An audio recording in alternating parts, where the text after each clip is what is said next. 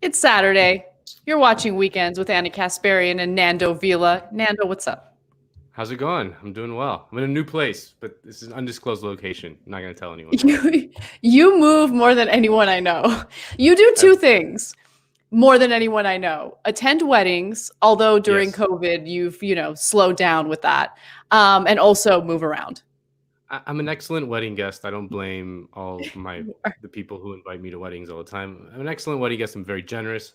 I dance a lot. I'm a big hype man. Always, life of the party. So it's one of the things I miss the most about COVID.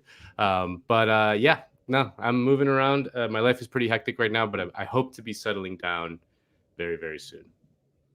Awesome. Well, we have a huge show ahead for us. It's Saturday, so we wanted to keep things light. In the interview section, we'll talk about the ethnic cleansing of Armenians. Obviously, I'm being sarcastic about the lightness of the show. But Daniel Bessner, who's honestly one of the smartest people I've ever had a conversation with, will be joining us to talk about what's happening in the conflict in Nagorno-Karabakh. And we'll also talk a little bit more about Turkey's role and how its foreign policy has, I wouldn't say evolved, but how it's changed and what it means for that region. We have great decode segments. That could be the name. New brand. New brand, Decode. Yeah. I don't know if I love it. We're just testing it out. It's nice. It's good. It's something that hasn't been taken by someone else yet. Simple. It's available. We registered it with the trademark office. Exactly.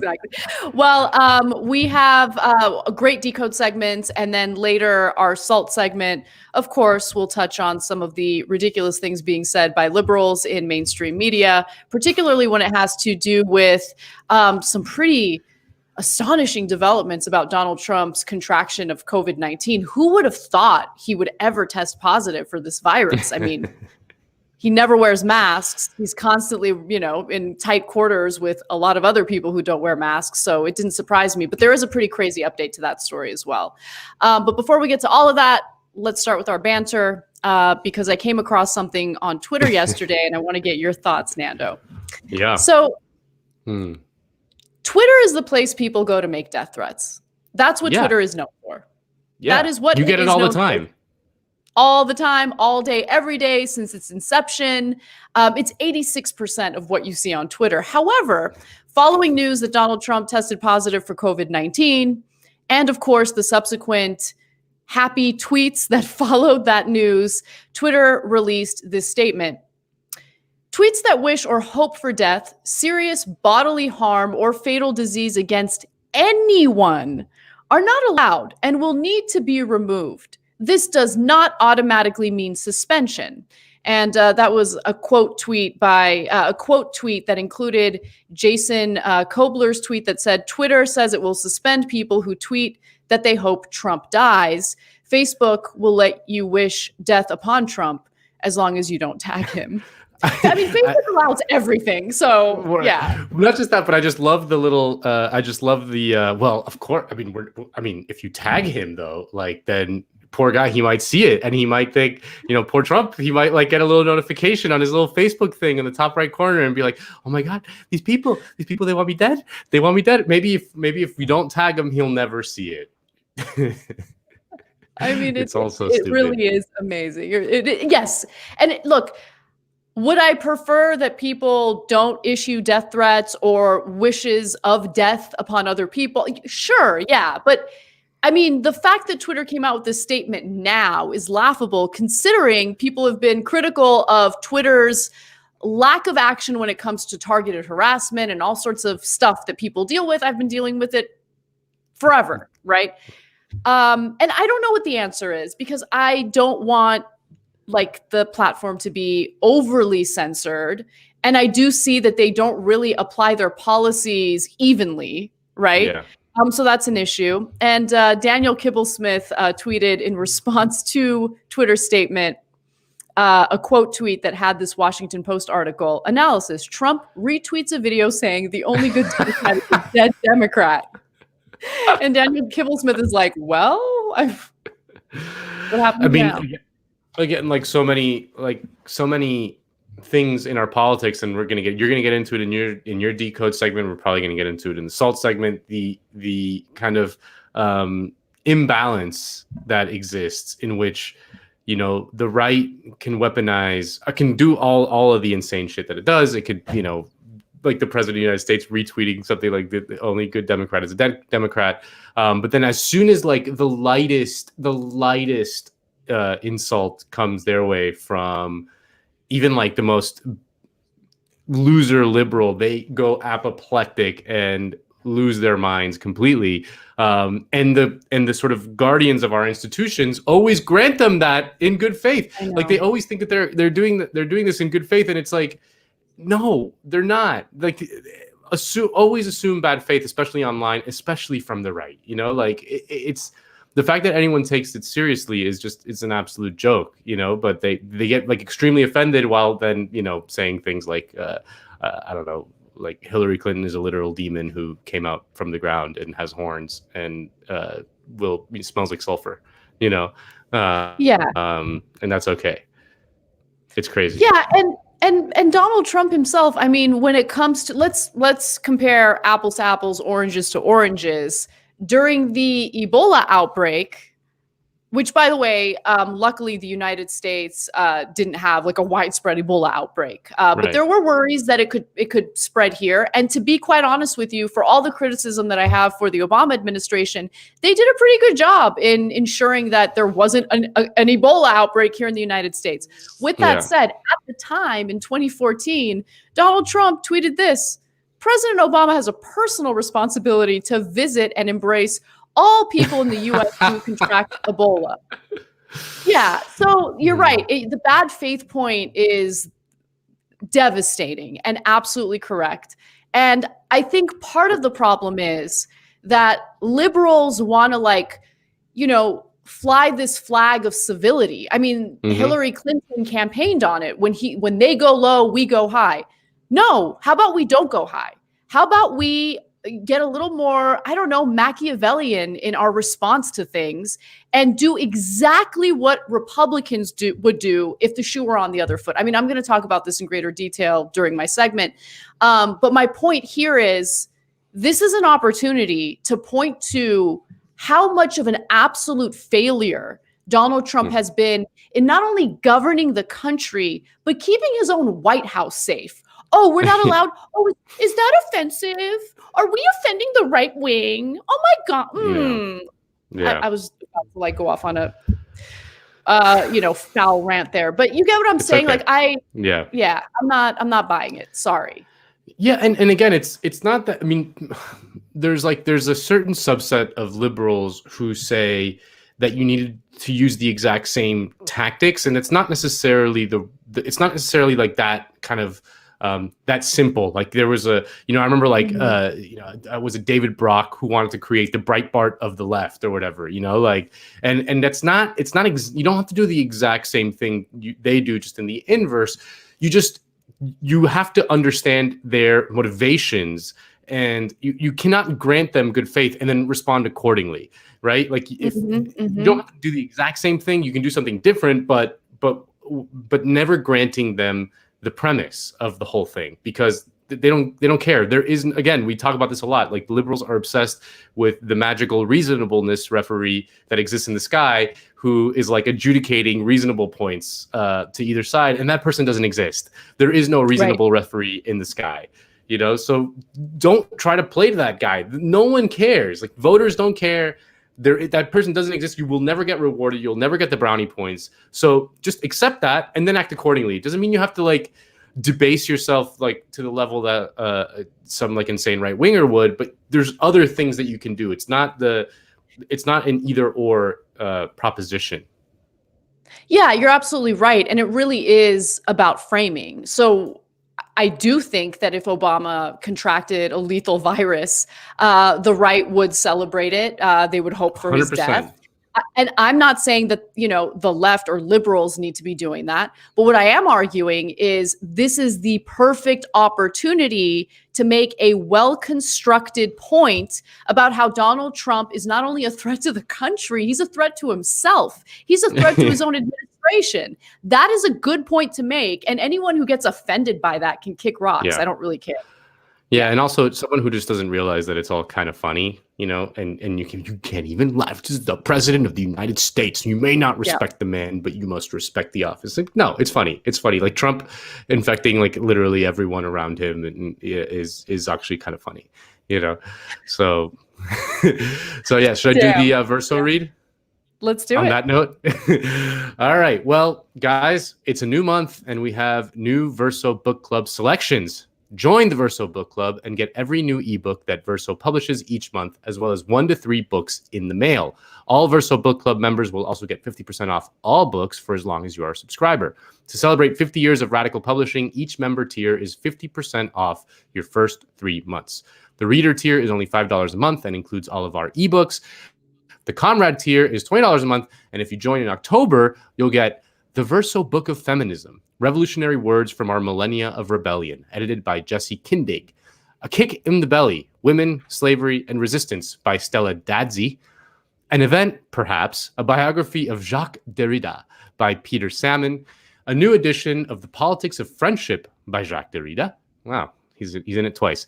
The Verso Notebook, a lined notebook with a classic Verso cover. Plus, you get 15 additional ebooks. Great deal. All around. That is a great deal. Yeah, and then maybe you can fill whatever device is behind you with books instead of shoes, Nando. Right. People are gonna make fun of me. I'm just keeping the joke going. I'm just keeping the good. See it's women's shoes. I collect women's shoes. I'm into that. Okay, don't kink shame me. No. There's nothing wrong with that as long as the women consented to giving you their footwear. I'm just saying. I paid good money for these shoes. This is open market. We live in a market society, Anna. Okay. True. Good point. Man. Yeah, I can't wait. All right. Well, I know. That's why you just got to find like some tapestry to like hang behind you, like I did. Yeah. No one knows like how an many books I have. LA cityscape. Yeah. It's beautiful. Yeah. It's pink. I'm enjoying it. I know I'm also going to enjoy your commentary. Your decode. So what do you decode today, Nando? Oh, just capitalism. It's a small, tiny subject. All right. Well, the coronavirus has claimed over 200,000 American lives and over 1 million people around the world. And it's even infected the friggin' president of the United States. But eventually, we will get over the plague. Sooner or later, there will be a vaccine and life will go back to quote unquote normal. But the real lasting effect of the pandemic is going to be economic. Just this week, Disney announced that it was going to lay off a staggering 28,000 workers. That's right, Dom. Disney is laying off 28,000 domestic employees at its parks, experiences, and product segment. Now, that will affect employees across all levels, hourly, salaried, and executive roles. Disney is saying that 67% of those affected are part-time workers. 67% were part-time workers, meaning precarious, underemployed workers. But that wasn't the only grim news of the week. The airline industry announced that it too was letting go of tens of thousands of workers. Thousands of airline industry workers are out of a job, hoping Congress will send a financial lifeline their way. Many of them are being furloughed or laid off today after talks on Capitol Hill to extend government relief programs amid the pandemic stalled. Across the board, an estimated 45,000 employees are being affected by these job cuts. And this is not some temporary bump in the road. The damage, in many ways, will be permanent. Just let CBS News' transportation correspondent explain. To talk more about this, we are joined by CBS News transportation correspondent Chris Van Cleve. Chris, great to have you with us on this sad day for the airline industry. So tell us, how long could these cuts last, and how will it impact travelers? Well, for some of these employees, their jobs may never come back. And the airlines are...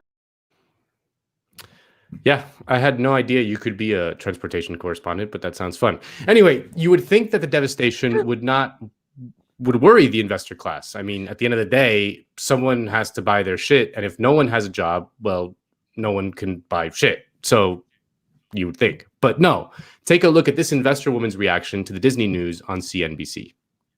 Yeah, I think it's important that they're actually really trying to get a handle on their expenses. You know, the saying, never let a crisis go to waste. So here, maybe this is an opportunity for them to get leaner, to have some cover to do that. Now, you may be thinking to yourself, this woman is a psychopath. I mean, her reaction to nearly 30,000 people having their livelihood destroyed is that, hey, it's a good chance for Disney to get their labor costs in line so that investors like me can see an extra couple points on our investment. So who is this woman? Well, her name is Karen Finerman, and she's the CEO of something called Metropolitan Capital. And here's how a glowing pre-2008 profile in The Guardian described her. Quote, she's worth $100 million, runs a $400 million hedge fund, has 2 sets of twins, and 4 nannies. Fun. The piece goes on.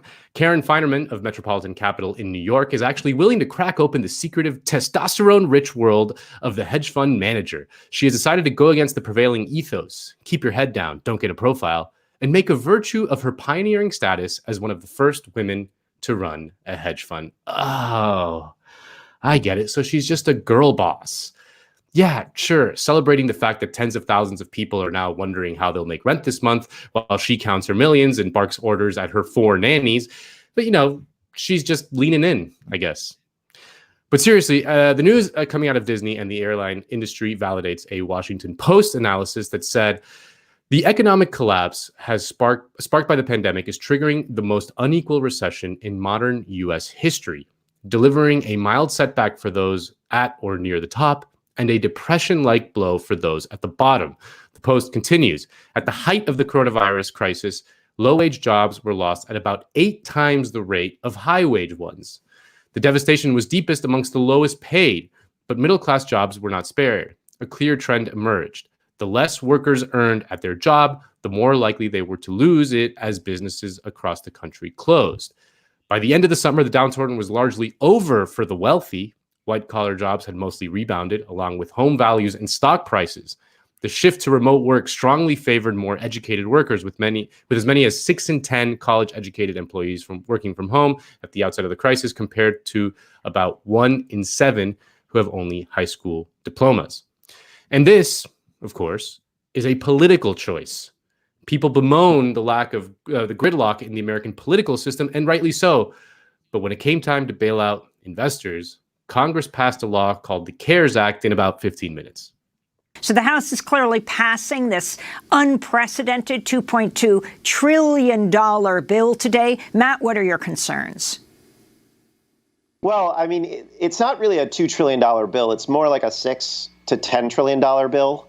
So one of the reasons you can tell that the bill is packed with corporate goodies is that, you know, Congress is debating and trying to figure out, is it 2 trillion, a bunch of money for hospitals or money for cities. And meanwhile, a couple days ago, Larry Kudlow is on a press conference and says, actually, this is a $6 trillion bill. And it's like, how does a bill go from $2 trillion to $6 trillion without anyone really noticing? And the answer is there's a bunch of stuff in there. And, there are people on Wall Street chattering about how it's actually going to be 10 trillion because, what's another 4? And that's how you know that the bill is just packed with stuff for Wall Street, for large monopolists. And it's done through a variety of opaque slush funds, the Federal Reserve, the FDIC guarantees of bank debt. There's a whole bunch of stuff that, some of us who worked in the financial crisis noticed, paid attention to, said, oh, that's where they're stealing all the money. So it's a $2 trillion bill. There's a slush fund or something. Maybe it's a $6 trillion bill. Maybe it's 10. Who knows? The point is that despite the fact that Congress essentially gave companies trillions of dollars, they did not attach any strings to that money. Yes, there was a temporary expansion of unemployment insurance and, of course, the $1,200 check, but those are gone now. But many European governments, such as Denmark's, did attach some strings, and they promised to pay 75 to 90% of the workers' salaries if businesses did not fire them, ensuring that the bailout money was not just a blatant transfer of wealth to the top. So without massive government intervention to help regular people, corporations are using the pandemic to, quote, get leaner and fire people. Just because we all had to quarantine and social distance for months, the wheel of capitalism kept on churning. And like Karen Feinerman said, this is the time to purge workers and not just lean in, but get lean. This kind of purging is nothing new for capitalism. A recession or depression is a far more dramatic expression of a process that capitalism repeats again and again naturally. This is what Marx refers to as the, quote, reserve army of labor. He uses this phrase to distinguish between those workers within the active workforce and those in the reserves, also known as the unemployed. This army of reserve unemployed workers allows the capitalists to fix a potential problem. As they push their workers to create more and more, eventually labor markets tighten and wages rise. But rising wages are a big problem for the owners because they threaten profit margins. Profits are, of course, the point of the whole enterprise. So if an owner can get more units of goods with better technology and fewer workers, well, guess what, workers? You're fired. While technology can temporarily improve the conditions of workers that are lucky enough to keep their job, the presence of unemployment itself will eventually allow the capitalists to screw over their own workers because they can be more easily replaced by that army of reserve workers waiting on the sidelines. And that is one of the key contradictions at the heart of the capitalist system. It needs workers to do the labor to make all the stuff, but it also needs both a surplus population of unemployed people and markets of people that buy all of the stuff. But capitalists hate their own workers because they eat into their profits and they do annoying things like unionize, which is why you're seeing so many capitalists take the ghouls who run, like so many capitalists like the ghouls who run Uber, desperately trying to automate workers away. The problem is that if every capitalist automated their entire workforce, eventually there would be no markets. And inequality, the kind we're seeing today, is a feature, not a bug of capitalism. There's been a lot of talk about how inequality has been on the rise for a while now. But that's really just capitalism reverting back to the norm. The post-war drop in inequality, in retrospect, is just a temporary state of affairs after 2 world wars and 1 Great Depression destroyed the capitalist class wealth. And they've learned since then, and inequality has gone back to what it was during the Gilded Age. Our only hope is to transcend it. I love this topic. I love this topic so much, especially when you consider the way the CARES Act was written to essentially, provide loans to businesses unless they promise to keep their workers on board. But what I didn't even realize at the time when the CARES Act passed was that there was an expiration date to that rule. And so all these companies kept their workers to take that money and have that money forgiven as loans. And then as soon as September 30th came around and that rule expired, that's when you get these massive layoffs in the airline industry. Disney also reported that they were going to lay off and have laid off 28,000 of their own workers. And so one of the biggest issues that I have is, of course, the heart of it is how this system is supposed to work. This is the way it's supposed to work. But at the same time, you have congressional lawmakers who are elected by constituents to represent them, intentionally writing these laws in this way that essentially screw us all over. And it's beyond frustrating. And I love the point that you made about the markets, how with this giant population of unemployed people, well, then who's going to buy your products? You can automate every single job, but who's going to have the money to buy your products? And so this is where I get worried, because the Fed comes in, they just, digitize money. They don't really print money. And they bail out all these companies. And what I'm curious about, and no one has been able to answer this question, just answer it clearly. How long can the Federal Reserve do that? Because it's all inflating this giant bubble. The fat cats are getting rich. They're paying themselves giant bonuses right now. Disney, for instance, had a number of executives who agreed to pay cuts early on during the pandemic, but all of their pay beginning in late August went back to normal, their normal compensation, as if the pandemic isn't still moving forward, as if they're not about to lay off all these people. So I would love, if anyone's watching this and you've come across any content that clearly explains how long the Federal Reserve can continue inflating this bubble, please let me know. But so far, everyone's like, yeah, we don't know. We don't know. I mean, you would think this bubble would burst by now, but it hasn't. Yeah, I mean the presence of the way the Federal Reserve kind of works is like incredibly opaque. Very few people understand it. It's completely outside of like any democratic input. You know, like I'm guessing like the vast majority of lawmakers like have no idea what's going on at the Federal Reserve, and they just kind of do things and like trillions of dollars here, there, and like no one really like actually understands like what all of that means. And with this particular bill, the CARES Act, like I don't think we'll really understand its effect until years from now. I mean, it's such a fundamental restructuring of corporate power that it's just the effects of it are something that we won't be able to really understand for a long time. And it's just and it passed 96-0 in the Senate. Like every single senator voted for it, and you kind of understand.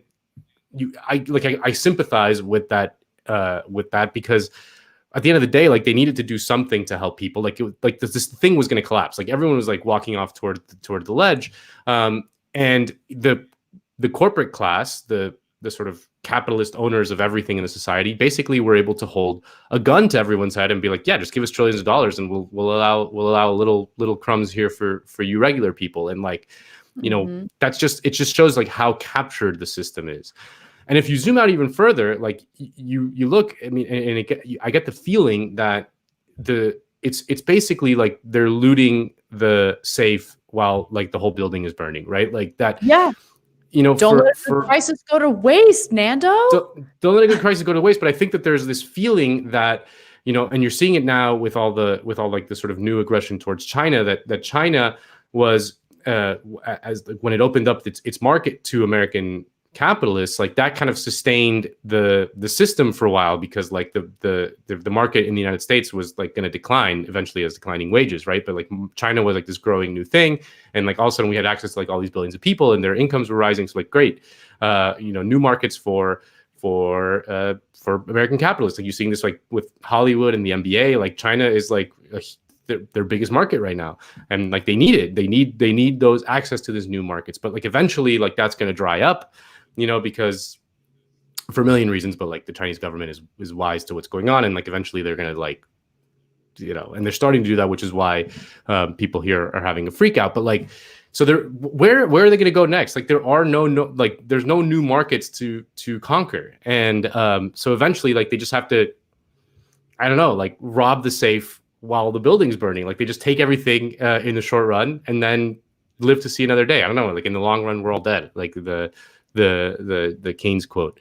So yeah, I mean something's going to happen. Like there's going to be some sort of rupture. Like you said, can the trillions of dollars keep flowing indefinitely? Like this quantitative easing, which no one really understands that well either, which is just like inflating. Like something's going to happen, and I am certainly not smart enough to know what it is or even fully understand all of it. But it really is like, it seems like we're arguing about noise 99% of the time when like all this is going on. Yeah, you're absolutely right. And look, that's part of the reason why I really appreciated having Nomi Prinz on the show, because Nomi Prinz, who, you know, was a Wall Street insider and decided to quit because she was so disgusted by the, you know, activities that were going on. And she essentially became a whistleblower for what was happening at Wall Street. She wrote a whole book on easing called Collusion. I highly recommend you guys read it. And she's told me multiple times, she's like, the worst thing you can do right now is invest in the markets because it's going to come crashing down. Obviously, it's impossible to time it. But nothing that we see in the stock market right now is based in reality. I mean, Americans have not been able to spend much money. I mean, the money that they do spend usually comes in the form of credit, which is why consumer debt is in the trillions right now, much higher than it was prior to the 2008 economic collapse. And I'm talking about consumer debt that does not even include mortgages. I think the number is around $4.2 trillion. Yeah. But yeah, look, the CARES Act, it was a mixed bag. I want to make sure we're absolutely clear on that, because the robust unemployment benefits, which of course have expired, the additional $600 a week that's subsidized by the federal government, if you look at the trends, it was the first time in a long time that working Americans were able to put a little bit of money away, to save a little bit of money. And that tells you something, that that meager $600 a week is so much more than what American workers are getting paid by these companies that rake in, billions of dollars in profit every year and then got bailed out during the pandemic. So I love this topic, and I think you did a great job covering it. Thank you. Yeah. All right. Well, my topic's a little bit different, but it has to do with Democrats just loving to shoot themselves in the foot. Like any strategy they can identify as a losing strategy, they'll go for it. They'll go for it right away. Sometimes I just wish, I don't belong in the Democratic Party. I'm sure you feel the same way. But obviously we don't belong in the Republican Party. And so we go for the closest thing when push comes to shove, which is Democrats, but they're so embarrassing. Like, I'm so embarrassed by them. And this story perfectly outlines why.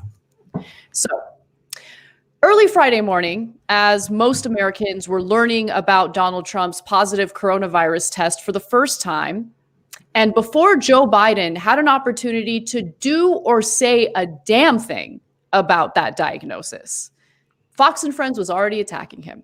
Watch. It is unclear whether or not Joe Biden even knows this has happened yet, because famously out on the trail, he has said a number of times, I get up at 8 o'clock.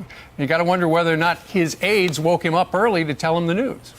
Well, you have a good point, Steve. It's interesting that it is now after 6 a.m. on the East Coast, and the former vice president has not responded. No statement, no Twitter. Now, it is interesting also, I think, to presume on some level, I don't want to get in front of it, but, from what we've seen with Vice President Joe Biden at the DNC in Wilmington and everywhere else on the campaign trail, he has made the president's handling of the coronavirus his main criticism of the president, why he should replace him. So I suspect we should hear something soon. Okay, so they had already begun the offensive attack. And that's what Republicans are really good at. They don't play defense, they play offense. And remember, Americans learned about Donald Trump's positive coronavirus test at 1 a.m. in the morning, okay, Friday morning.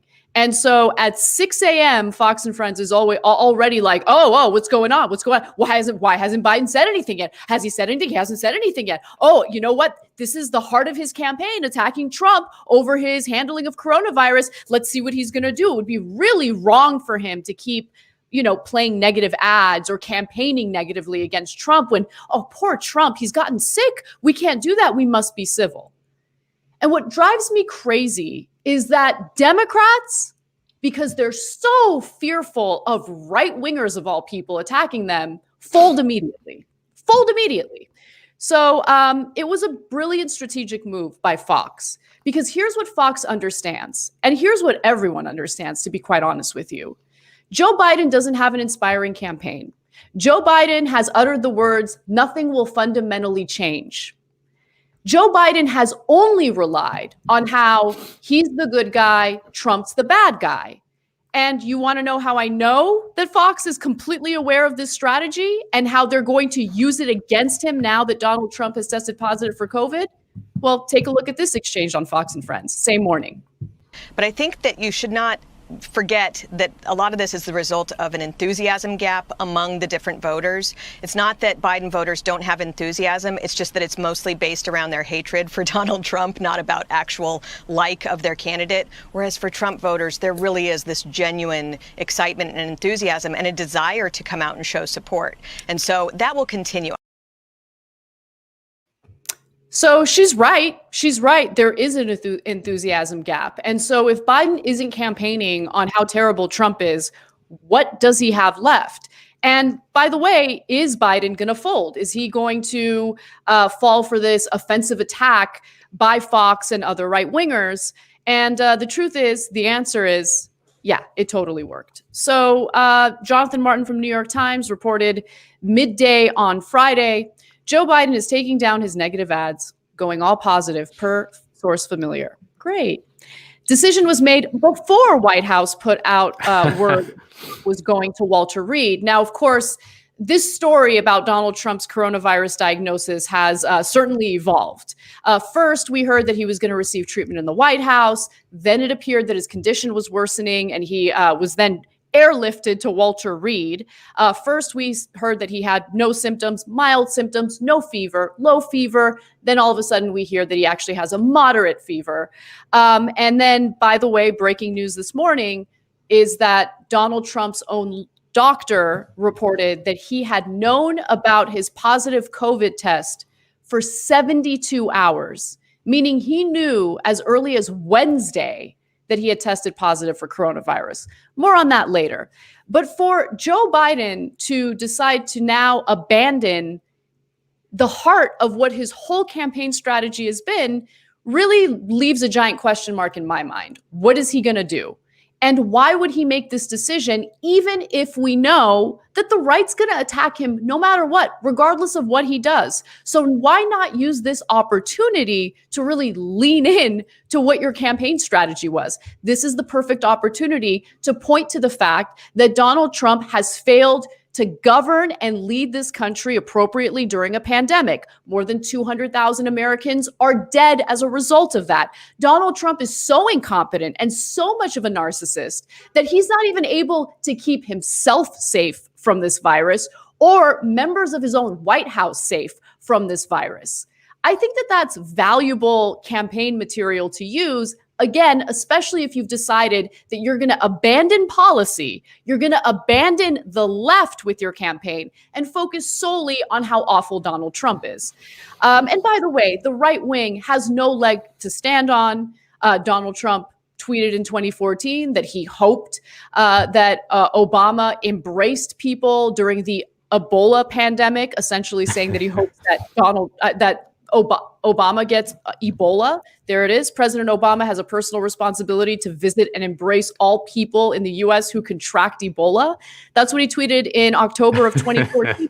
They have no leg to stand on. So why are Democrats falling for this strategic offensive attack and folding immediately? It's so pathetic. It's so weak, and I absolutely can't stand it. Donald Trump refused to encourage people to wear masks. Donald Trump, after shutting down the country for about 2 weeks, started pressuring states to reopen their economy. He wanted everything open by Easter, if you can recall.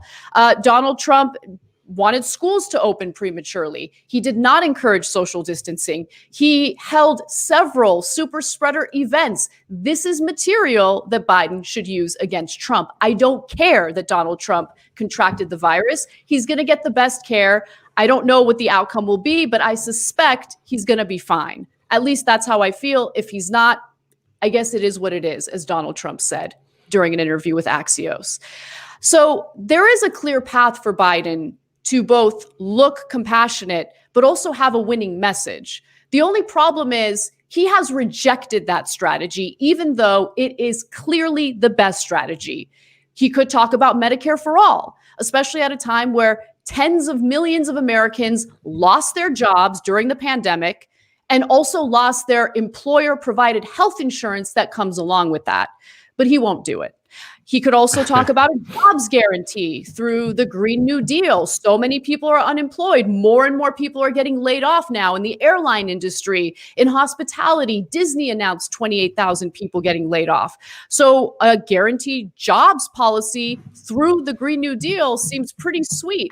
But as we learned during the first presidential debate, he ain't about that. You support the Green New Deal? Pardon me? Do you support? No, I don't support the Green New Deal. You don't? Oh, well, that's a big statement. I support that means you just lost the radical left. I support the Biden plan that I put forward. Okay, great. Awesome. He could talk about wage increases, increasing the federal minimum wage. But instead, I suspect, because we know the Democratic Party, we've experienced how they've campaigned in the last several decades, that they are going to lean into this kind of nonsense. Saw this on Twitter this week. Jill Biden, the modern version of a gay icon that Melania Trump wishes she could be. She's a straight woman who's married. Like, what? Why is she a gay icon? That's ridiculous. Or we might get some fluffy pieces about how relatable Kamala Harris is based on her footwear. This video of her has gone viral.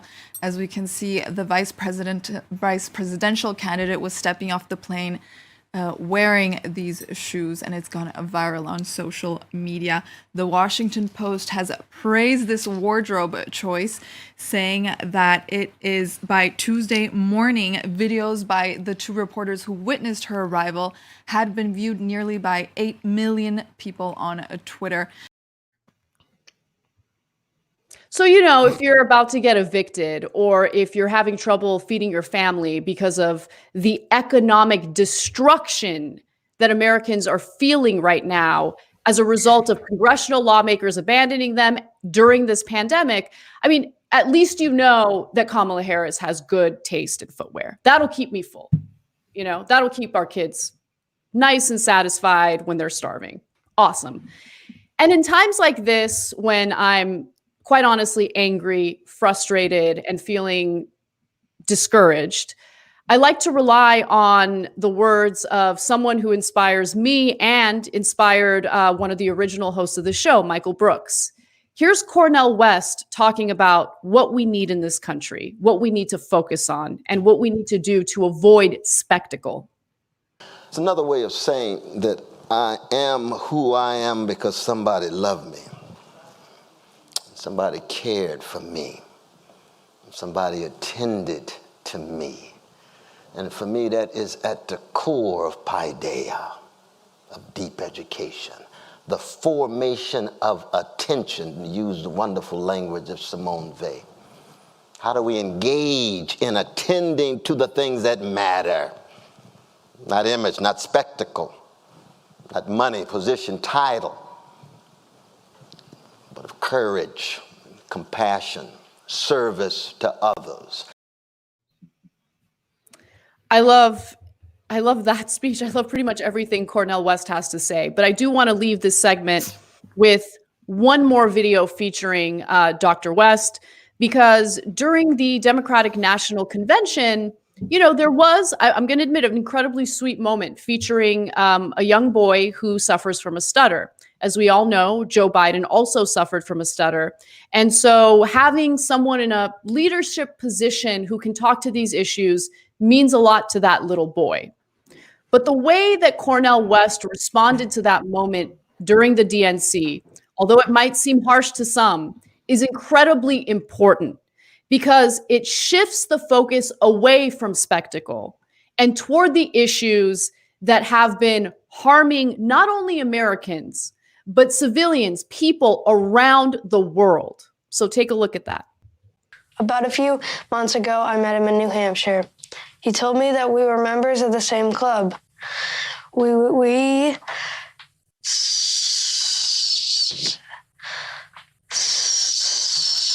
stutter.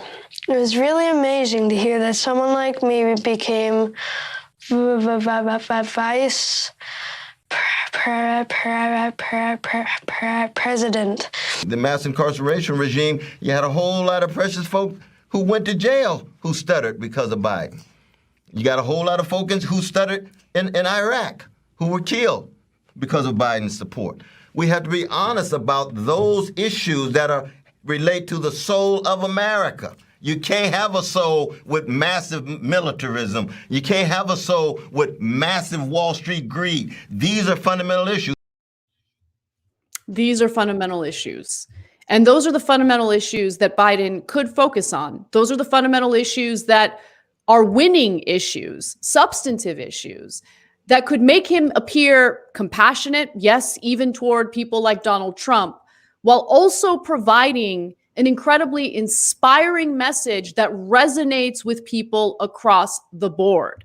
But he's unwilling to do that because his corporate donors wouldn't want it. Stephanie Ruhle would probably have a meltdown about it on MSNBC. And I guess to Biden, that's more important than having a popular winning message that can actually defeat Donald Trump.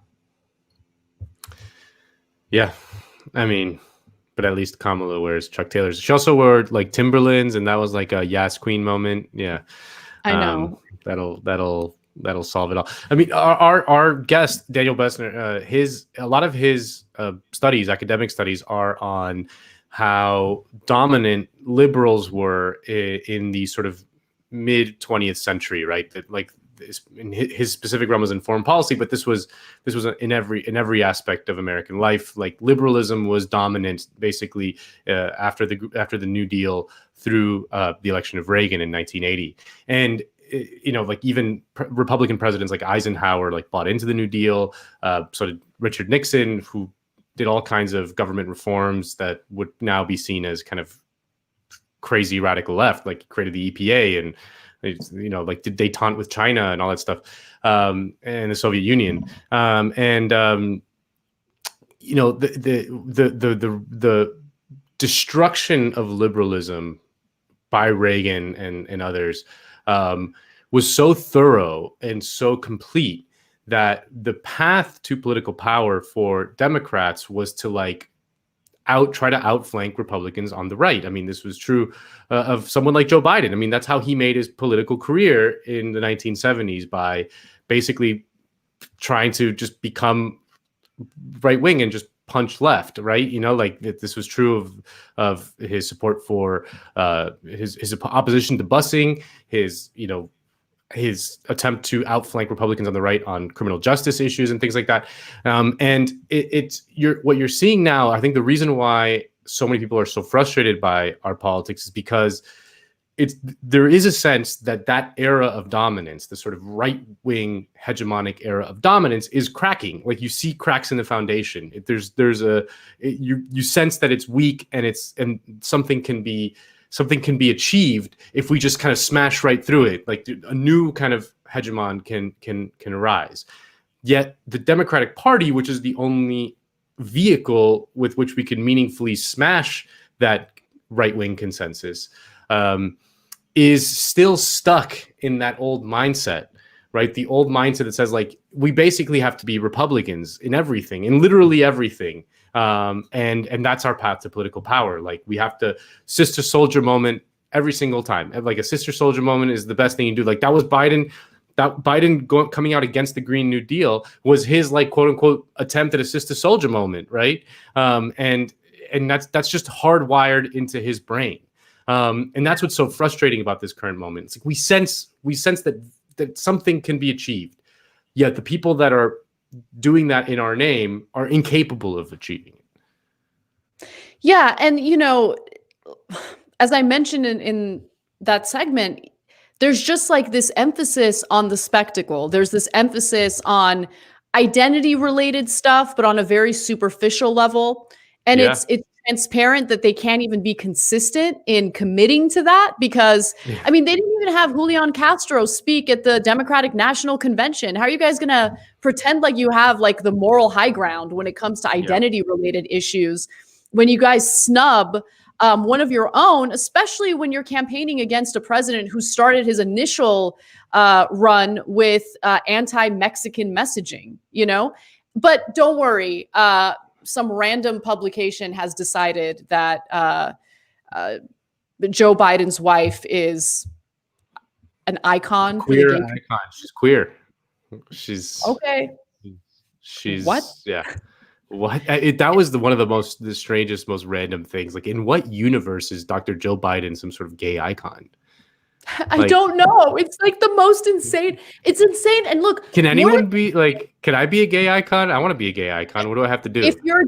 If you're a corporate Democrat and you're running for something, of course you can. I mean, that's actually all they'll probably rely on to, for your platform. But luckily, that's not the kind of person you are. By the way, Daniel Bessner is already with us. So since you mentioned him, if you're cool with it, maybe we can go to Daniel now. I see like messages popping up on my screen next door. What's up, Daniel? Hey guys, thanks for having me on. Of course, no, it's. I'm glad you dressed up for the big Jacobin show. Yeah, no, the naturally. hoodie and the beard. I mean, I shaved this morning. I got a haircut, but yeah, no. I don't own any other clothing, so this is what you get with me. Right. With me, you get what you get. So Daniel Bessner is a historian, as Nando has told me several times, one of the smartest people he knows. Daniel, you and I are getting to know each other, but every time I've talked to you, you've like clarified some historical events that I've had questions about. So I was hoping that you can kind of help us dissect a little of what's happening in Nagorno-Karabakh and the war that's broken out there. And the Armenian side certainly considers it a war, considering all the weaponry that's now being given to the Azerbaijan government by Turkey. I think it's fair to call it a war. And then later we should focus a little bit about what Turkey is doing under Erdogan, how their foreign policy is changing and how they're kind of taking advantage of this vacuum that Donald Trump is providing for them. But first, let's get to the basics. So Nagorno-Karabakh is an area, region, mountainous region that's predominantly occupied by Armenians, ethnic Armenians specifically, and has been governed by Armenians for a few decades now. There have been a number of, there's been hostility in that region for a long time because Azerbaijan feels that that is their land. I want to be clear about something. Historically speaking, dating back to 150 BC, ethnic Armenians have lived there. The majority of people living there today are Armenians. And so there's all this historical context I want to get to. But can you just describe what happened historically that led to the war that we're seeing today? Sure. So this is an issue that goes back hundreds of years, with both Armenia and Azerbaijan being, in some sense, the crossroads of empires, being spaces that were historically dominated by different empires over time, whether you're talking about sort of the Russian expansions of the medieval period, the Ottoman Empire, or the Persian Empire over time. So these are spaces that have historically at least been dominated by outside powers. And I think that's important to remember, that in the era of nationalism, this is a deep historical memory of both countries. As the Ottoman Empire begins to collapse at the end of World War I, there's this surge of nationalism, right? When we're thinking in the United States, we think oftentimes of Woodrow Wilson and his focus on the creation of new nationalisms in Eastern Europe, and that's absolutely accurate, but this is actually a global phenomenon, whether you're talking about Egypt or you're talking about Korea, or whether you're talking about Armenia and Azerbaijan. So there's this surge of new nationalist sentiment that begins to happen basically during and after World War I. And in this fight, and I think it's important to remember, is that you have the coalitions that continue to affect what's going on today begin to form, where Russia effectively backs Armenia and the collapsing Ottoman Turkish Empire supports Azerbaijan. And during this time, Nagorno-Karabakh, and forgive my pronunciation if it's not particularly fantastic, but this is always was a major issue of concern for all sides, because it was traditionally an ethnically mixed region, and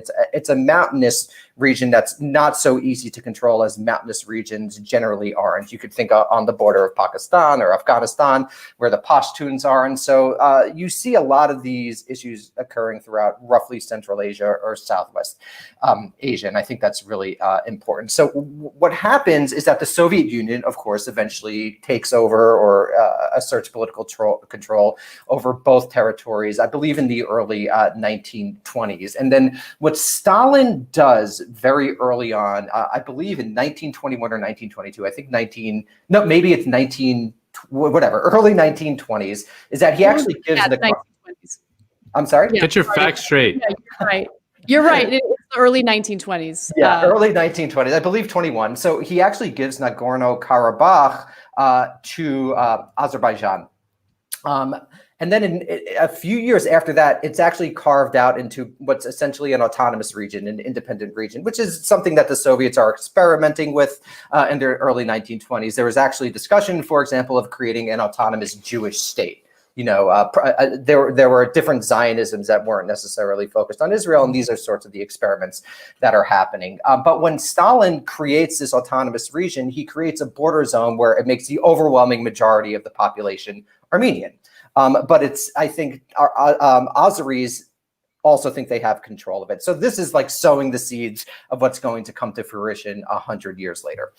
So as the Soviet Union begins to collapse in the late 1980s, you get a surge of nationalism throughout what will soon become the former Soviet territories. And you get in Armenia, you get sort of oppression of Azeris, and in Azerbaijan, you get oppression of Armenians. So this is, again, sowing the tensions that eventually erupt when the Soviet Union collapses in the early 1990s, and you get these fighting, essentially a proxy war. And throughout all this, Russia continues its support of Armenia, and Turkey continues its support of Azerbaijan. And of course, there are deep anti-Turkic sentiments in Armenia due to the genocide, which killed about 1.5 million people.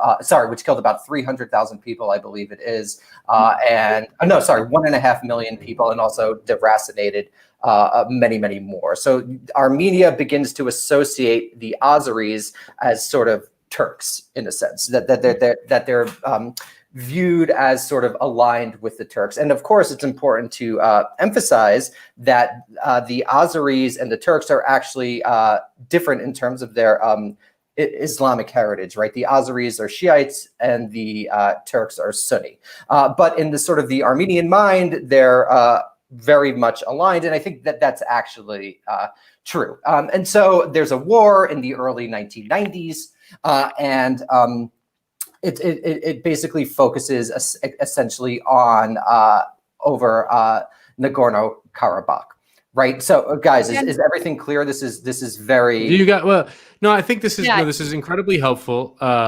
You know, I am a dumb person, right? I know very little about this conflict. You know, Anna's obviously. It's much closer to her, but I think it'd be helpful for me and for the audience to understand a little bit of the geography of the region. So let's take the first shot, which outlines a little bit of what this looks like. Here on the map, you can see Armenia to the west, Azerbaijan to the east. Both were part of the Soviet Union before it disintegrated in the early 90s. And right where we see the two meet is an enclave called Nagorno-Karabakh. In the eyes of the international community, it's part of Azerbaijan, but its population is now almost entirely ethnic Armenian.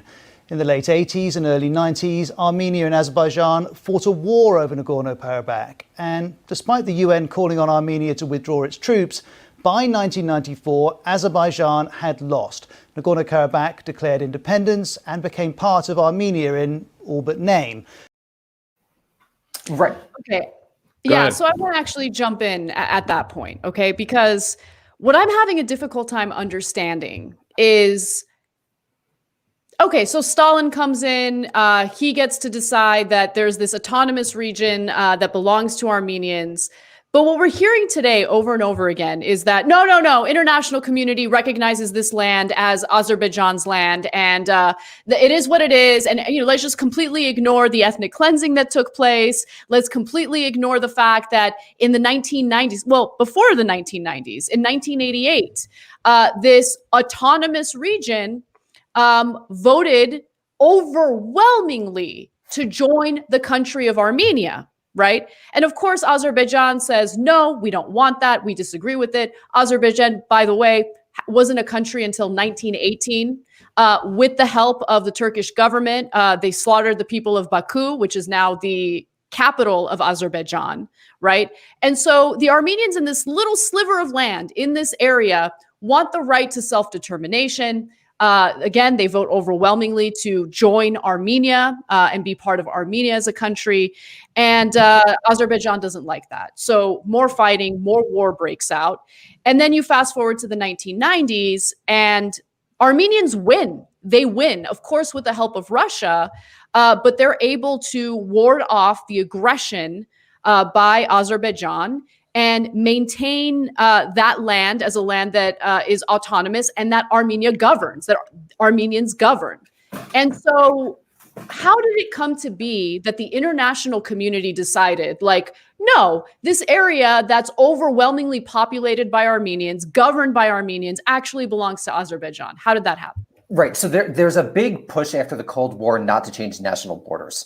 So I think that is basically what you want to think about it. So the Cold War ends and the United States emerges as a global hegemon. And one of the major things that people want to avoid in the United States and in the West, which is essentially dictating terms in a lot of these instances, is the changing of national borders. So that even though, and you could actually see something similar in Crimea, right? Crimea, which was historically Russian territory, but was given to Ukraine for various contingent historical reasons, is also, a major issue of dispute. So I think that's just really the general post-Soviet Union collapse desire to keep national borders as stable as possible in order to avoid what might offensively be termed sort of the Balkanization of the region.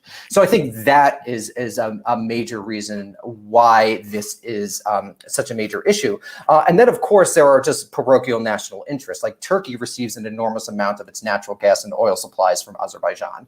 So they want to support Azerbaijan. Armenia hates Turkey, and they continue to draw closer and closer to the Russian Federation after the collapse of the Soviet Union, and the United States sells arms to both sides. So I think this is a region that's long been in dispute. There are intense ethnic tensions, and the international community essentially wants to stabilize it under what is viewed as sort of the preconditions of the region going forward. And I think that is essentially the reason why they wanted to do that. And what's interesting now is I think you have to put what's going on now in sort of the larger history of what I have begun to call the post-Cold War world. So that you figure the last 25 years or so, we've been living in the post-Cold War world. We're now seeing the emergence of new geopolitical alliances and new assertions of power in different regions of the world, particularly as the United States becomes relatively weak. And in this instance, the United States is seemingly less interested in what's going on in Central and Southwest Asia than it has ever been since the end of the Cold War, which is why you see, I think, what's going on now as essentially a proxy war between Russia and Turkey, particularly as under Erdogan, Turkey, it might be too strong to refer to it as a neo-Ottomanist foreign policy, but that's also not far off, where as Erdogan is trying to reassert Turkish hegemony in its region in a way that's similar to what the Ottoman Empire held before it collapsed at the end of World War I. And I think a lot of it's related to that. So instead of Turkey, embracing a ceasefire, it's saying that this needs to be settled once and for all, and it's supporting Azerbaijan. And Russia is very strongly supporting Armenia, because you're seeing what I think is the effective creation of new geopolitical alliances and geopolitical logics as the United States' hegemony is in relative decline. So the question is, to what degree is Erdogan serious about pursuing this sort of neo-Ottomanist foreign policy? And given what's been going on in this recent war, he seems pretty goddamn serious. And again, particularly because of the energy supplies that Turkey relies on from Azerbaijan, whose pipeline on the way to Turkey actually is very close to the Armenian border. So there's, of course, worries about if Armenia begins to expand its power, they'll be able to, threaten Turkish energy should they take over the pipelines in the region. Yeah. Go ahead, Anna. I know. I'm sorry. I'm like really fired up about this topic. And for those of you watching who are saying that, because we covered this on TYT, and of course, Azeris are fired up about ensuring that their propaganda spreads online. And so thank you for your threats. They don't intimidate me. But I will say that, there's the issue that I have right now, of course, is everything that's going on concerns me. But historically speaking, Russia has been incredibly supportive of Armenia. That seems to be changing a little bit, right? Because Russia is supplying weapons to both sides. Now, they sell weapons to the Armenian side at a deep discount, but they also sell weapons to the Azeris at a marked up price. That worries me. You also have the issue with Turkey involved. They're supplying drones and other weaponry to the Azerbaijan side. And Kale, I'm actually going to skip ahead to the third video in this segment because it kind of gives you a sense of what all the different sides are saying. I want you to take a look at that, Daniel, and tell me what you think. Let's watch. Here's Azerbaijan's president We only have one condition, he says. Armenian armed forces must unconditionally, fully and immediately leave our lands. Armenia has no intention of agreeing. Here's its president. What they are trying to do is to force Armenians out of the land that they historically lived, even before the Azerbaijan as a republic existed. So, but in my vocabulary, it's called ethnic cleansing. And this intensification can be explained by looking internally and externally. First, domestic politics. In Armenia, this has been So the domestic politics, I think, are relevant because with Azerbaijan, Ilhan Aliyev, the leader of Azerbaijan, is in a little bit of trouble because oil prices have collapsed. They're having a difficult time funding the social programs they have in their country. And so he's pivoted to a much more nationalistic ideology / messaging in order to garner support. And so now the focus is on basically taking over that land, Nagorno-Karabakh, which again has been governed by and overwhelmingly populated by ethnic Armenians. And what the president of Armenia said there is absolutely right. Armenians view this as a continuation of the ethnic cleansing that Turks took part in 1915. And so, look, where are Armenians going to go? They're going to be pushed out of the land that they've been living in to help Aliyev with his political popularity at home. I mean, that's the way that I view it, but I could be wrong. I want to get your thoughts. Yeah, and I think what you said is really important because Azerbaijan has become fairly wealthy, especially when compared to Armenia in the last few decades, due to its energy industry, effectively. And if you actually look at Azeri culture, there's a lot of stuff sort of organized around a lot of popular culture organized around the wealth that's brought by like oil and natural gas supplies, to the point where there was actually a very popular Azeri, pop tune, I think called like Gasoline or Benzo or something along those lines. So it's a very important part. Yeah, hell yeah. The Armenian Daddy Yankee. Yeah, you know who I'm talking about, right? Yeah. No, I don't. So it's Daddy Yankee had a song called Gasolina. Yeah, no, kind of. So of course, but it's like literally a music video stationed at like a petrol station. So it's a very important part of the recent Azeri. Sorry, I screwed that up. That was my fault. No worries. As a Azeri national identity, and so as natural gas prices collapse, there's of course a lot of internal criticism that begins to emerge about the ruling government. So I think that's exactly right. And this is why I might add states all over the world, maybe like is too strong a word, but there's they like having sort of these peripheral wars because it serves as a valve on public discontent, whether you look at Kashmir in Pakistan or India, or what's going on in Nagorno-Karabakh in vis-a-vis Azerbaijan. So I think that that's exactly right. So that it allows a government, it allows a leader to sort of distract attention from internal problems by focusing on this hyper-nationalist war. And some could argue that's what Putin did during the invasion of Ukraine and sort of the actions in Georgia in the 2000s. So Anna, I think that's exactly now what's different about the situation. Turkey isn't backing down. Whereas in the past, Turkey has been like a little bit reticent about what's going on. Now they're like, this is a full throat. We're not only endorsing Azerbaijan, but we're saying we don't want a ceasefire. So that this is, I really think, a geopolitical conflict with Russia for regional hegemony in Southwest Asia. Like the Soviet Union controlled this territory for roughly 70 years. And now Turkey's trying, and particularly under Erdogan and his hyper-nationalist Neo-Ottomanist foreign policy, is once again trying to reassert hegemony in this region. So that's what makes it a real tinderbox, because if you could get something like Syria, where it essentially becomes a proxy war for other different interests, just like Syria is a proxy war for hegemony in the Middle East, the Azeri-Armenian conflict could become a proxy war for control over this super important energy producing region. So if you could start seeing literal, people coming in to fight the war, you could start seeing money go back and forth. You could start seeing, most damagingly, you're already seeing it, weapons flow into the region. And then you could have sort of this never ending low level conflict that goes up and down over time, but could literally last for decades. It's happened in a place like Kashmir.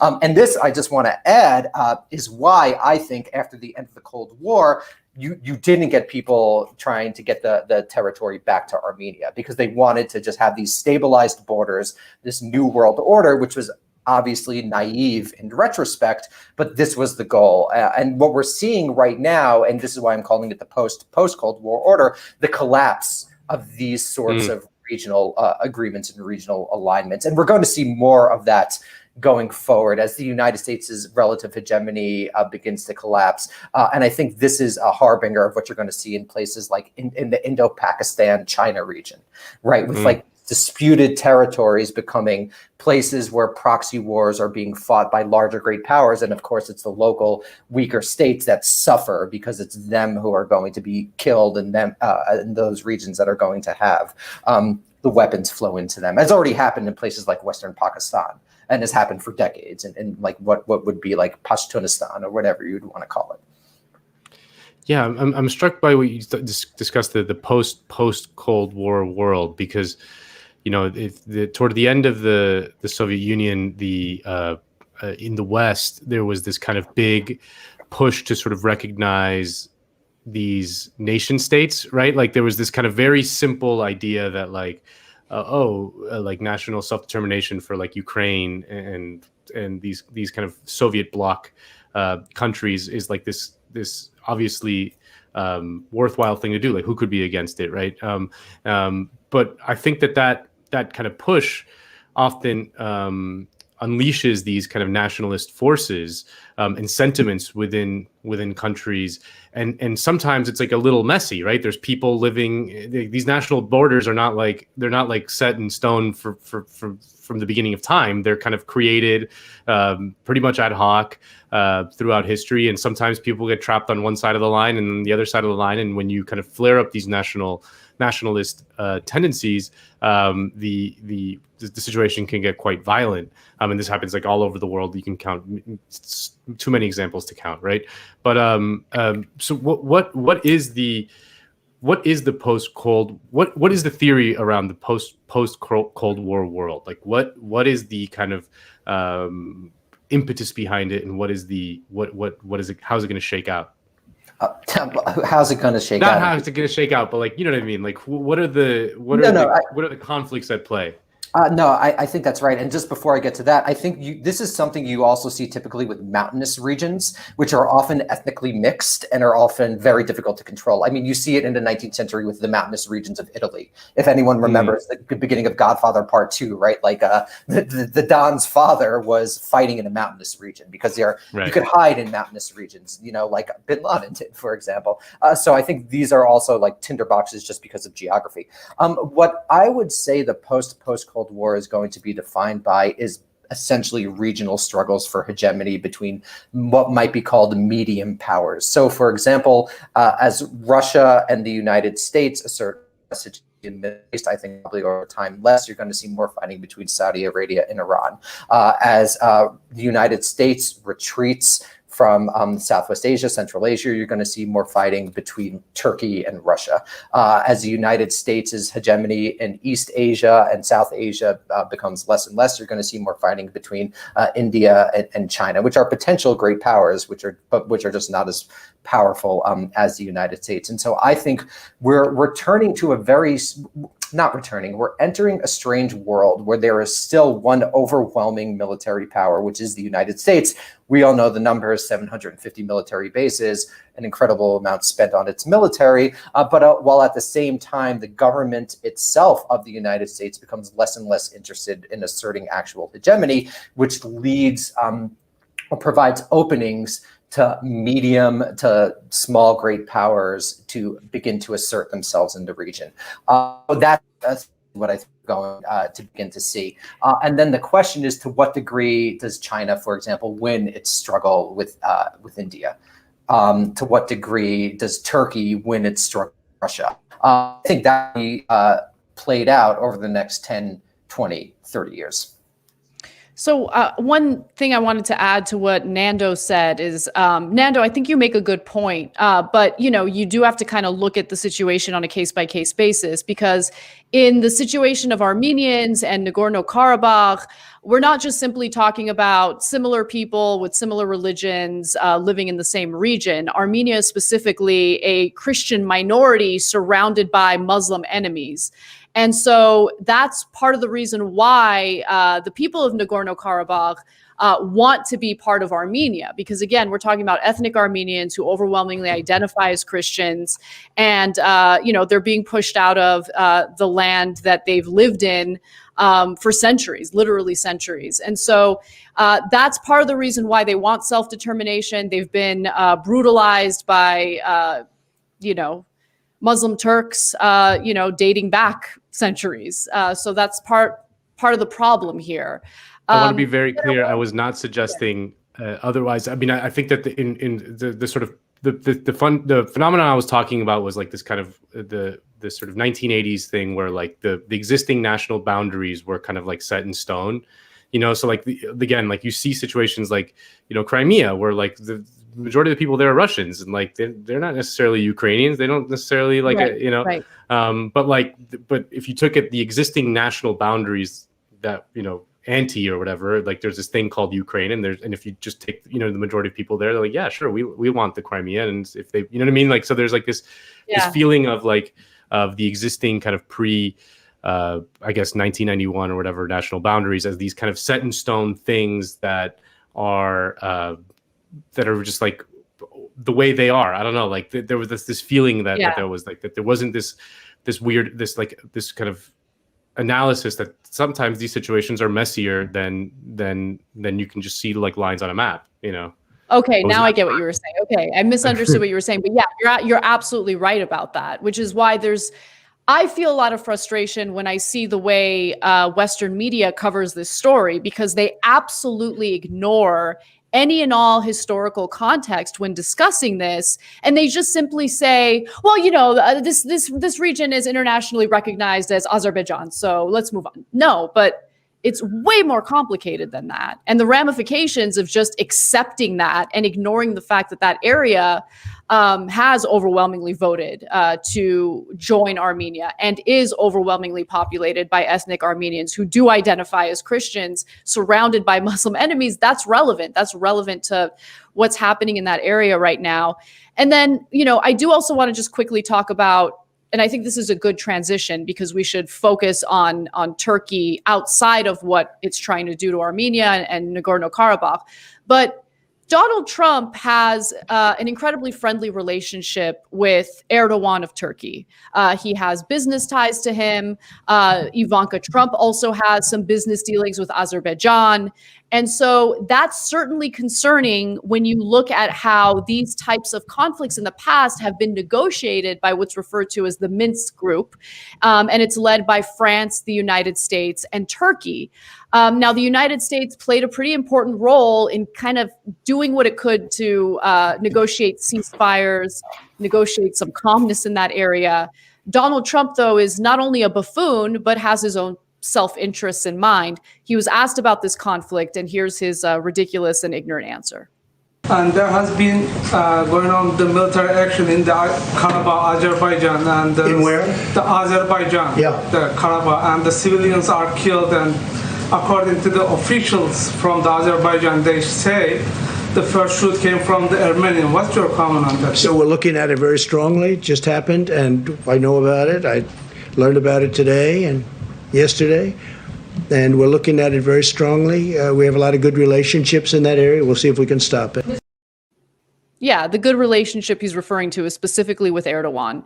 And if you guys can remember, not too long ago, Donald Trump had a phone conversation with Erdogan. Shortly after that, cleared U.S. troops from northeastern Syria, essentially paving the way for Erdogan to send his troops to the region to slaughter Kurds who, were our allies. And so if Erdogan has that kind of sway over Trump, I am concerned about what this means for the fate of ethnic Armenians living in that region. Yeah, I think that's absolutely right. And then this is really what bolsters the argument for this neo-Ottomanist foreign policy, is that Erdogan is challenging Russia in places like Syria and Libya, where he's really making a play for this Ottoman territory, the territory that used to be controlled by the Ottoman Empire for centuries. He seems to be saying that we, Turkey, are really going to try to assert hegemony over this region. But at the same time, he's also making sort of sops, I can't think of a better word, but sops to the West, right? Like if you look at the development of Turkey's foreign policy toward Israel over the last 20 years, it's essentially reversed to a relatively anti-Israel foreign policy to a relatively pro-Israel foreign policy, at least in my understanding of the issue.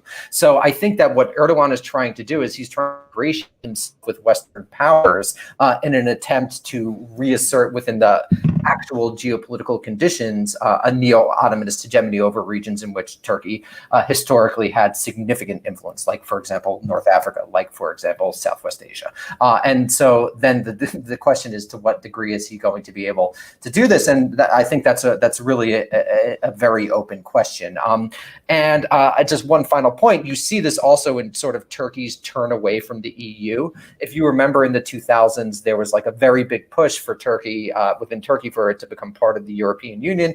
And the Europeans essentially said no, that they weren't going to have a powerful Muslim polity in the EU. And so you get basically a turn eastward as opposed to a turn westward, which came along with this neo-Ottomanist foreign policy, if that's what you want to call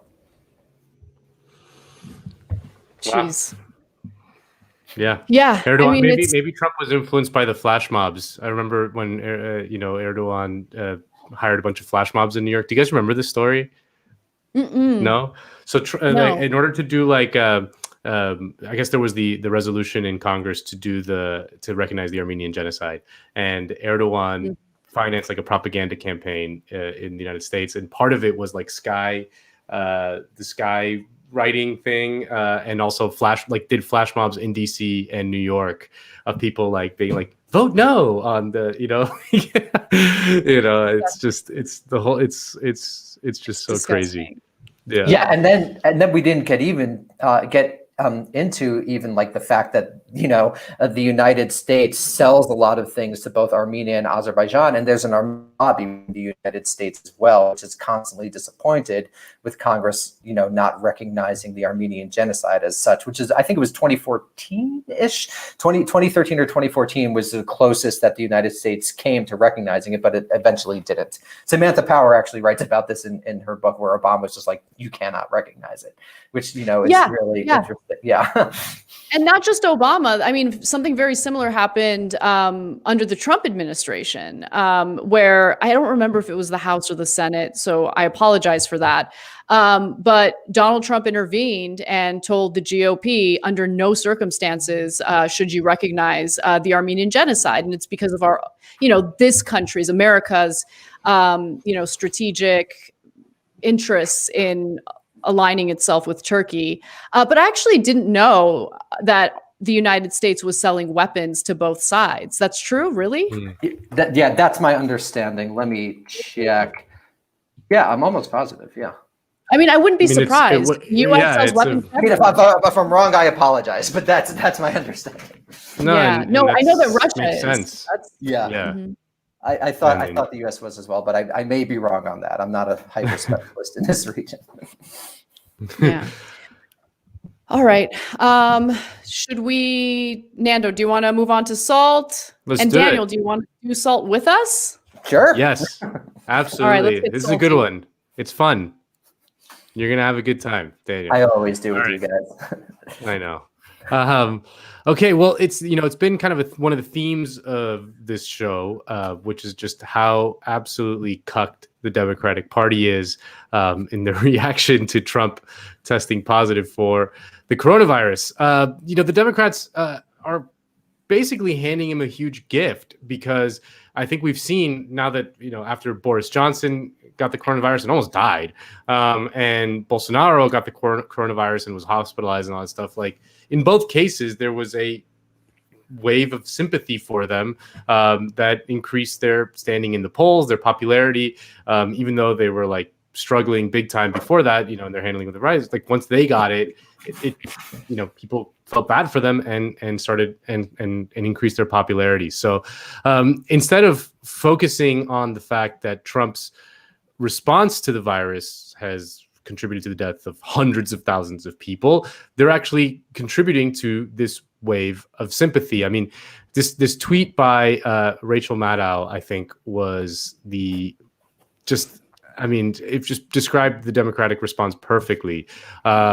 She goes, "God bless the president and the first lady. If you pray, please pray for their speedy and complete recovery, and for everyone infected everywhere.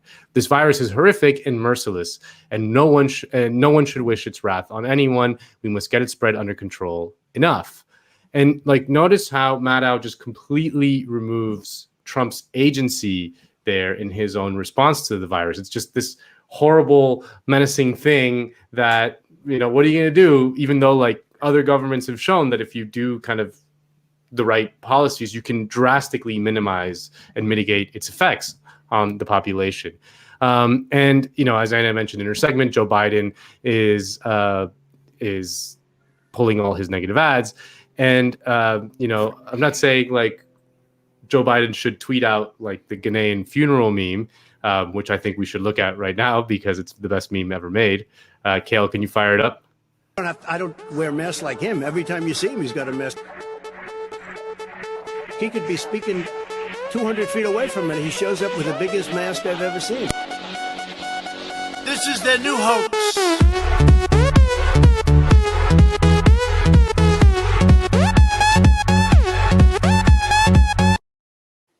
Oh man, it gets me every single time. It gets me every single time. But Ilhan Omar, Congresswoman Ilhan Omar, is the only person who's like speaking any sense right now. She's like begging her fellow Democrats to not be so damn cucked all the time. She tweeted, "Why would Biden delay or suspend his campaign when we know Trump would have had ads up by noon today ridiculing Biden for testing positive? Get it together." And if you look at her full statement, I think it hit the exact perfect note. I mean, again, Ilhan Omar's father died as a result of the coronavirus. She goes, "As someone who lost my own father to this virus and seen the pain it causes, I do not wish it on anyone. Over 200,000 people have now died while this administration actively ignores public health guidance and suppresses science. For months, we have been hoping for a simple acknowledgement from the president to hear the words, 'We will get through this together.' And now we only hear those words when it's about him, not the hundreds of thousands of people who have lost their lives and the millions whose families have been touched by it because of this malfeasance." Again, she's hanging this around his neck, which is exactly what an opposition party should do. And I don't know, like this thing is just driving me crazy. Like the giant gift to Trump, like this incredible unforced error. Like I don't know, like what your reaction is to it. Well, I'll just briefly start. I think there's two things. First, it's also there's a lot of cognitive dissonance if you call someone the most president of all time for 4 years, and then all of a sudden, are praying for his recovery. So I think, again, people in general and Americans in particular don't like losers. And it's kind of, like you said, a cucked loser move. So that's one. And then two, I think this represents a big problem that's been going in American liberalism since at least the 1940s. When, like Nando said at the beginning before I got on, that I do think liberals won in a real way in the 40s and the 50s. And then they turned questions of politics into essentially technical questions, where they said, we know what the answers are, how to construct a good society. Now the only issue is what are the technical adjustments we can make to ensure that this society exists. And that's still reflected in sort of the explainer journalism of Vox, the sort of vibe of Slate, right? Like these are technical problems. They're not like political questions of existential who gets what when. And what I mean by that is that Democrats are unable to recognize their enemies as such. And this is something that I think is represented in what Maddow was saying right there, is that if Trump is your political enemy, maybe you don't wish death upon him, but you're not necessarily saying we pray for his great recovery. I mean, certainly the refugees and detainees essentially in Gestapo-esque holding cells would disagree. And if you take that seriously morally, then you don't, pray for someone who let that happen. And so I think, one more thing, you take the Merrick Garland case, right, where by all normal political procedures, Obama should have had a Supreme Court justice, but Mitch McConnell, who recognizes the Democrats as his enemies, prevented that.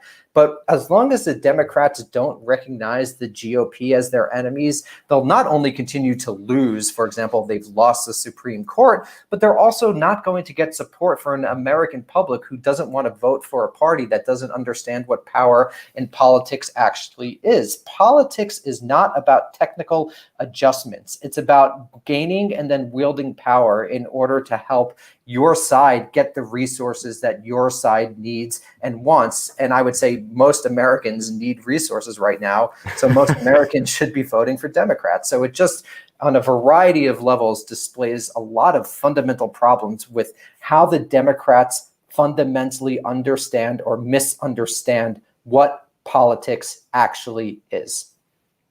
Yeah, I love the way you broke that down, Daniel, and I think you're absolutely right. I mean, the Democratic Party, not just in this instance with Donald Trump's COVID diagnosis, but with so many other instances, have used this weird self-imposed double standard that puts them at a disadvantage. And I love that you brought up the Supreme Court, because what was the only argument that we heard from Democrats once Ruth Bader Ginsburg died and Amy Coney Barrett was announced as Donald Trump's Supreme Court pick? Oh, they're being hypocrites. Doesn't everyone care about decorum? Doesn't everybody care about civility? Look at that. They're being hypocrites. They're going to be punished for that, right? No, voters aren't stupid. Voters understand power. Voters certainly understand power. And so to see the Democratic Party, it's just like Rachel Maddow's tweet actually infuriates me, because it's the equivalent of saying, let us pray for the moron who's now suffering from a serious concussion because he was banging his head against the wall. No, dude, he's an adult. You want to bang your head against the wall. I'm not praying for you. Wake up, right? And that, by the way, it's even further than that, because that head banging has harmed countless Americans and killed 200,000 Americans.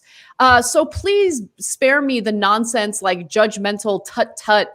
Don't wish bad things upon people. And I think that there is a distinction. I mean, I'm not going to post anything about like, oh, I hope the president dies, but I'm not hoping and praying for anything when it comes to Donald Trump, other than he'll get elected out of office and we can have a little bit of so we can actually fight for policies that we care about.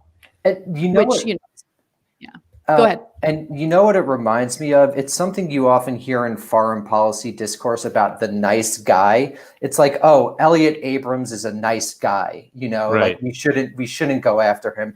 It's because it's the same class, right? This is where you see how this elite class that all went to, Harvard or whatever, or Rhodes Scholars, not in the Amy Barrett sense, but actual Rhodes Scholars, they all know each other, right? But there is the same reaction to Amy Barrett, right? You saw people, like, there's an op-ed in the Washington Post, like, I was her colleague for years. She was very nice to me in the break room or whatever, It's like, that doesn't matter at all. It's because for these people who are comfortable, politics is not about an existential struggle for preservation. Right. So it's ultimately not that important to them. And that's a big problem, with the Democratic Party turning away from its working class base over the last 70 years. Nancy Pelosi, I think, again, this week reiterated the thing that she always says about Republicans. Like, we need a good and strong Republican Party. Like, we need that. And it's like,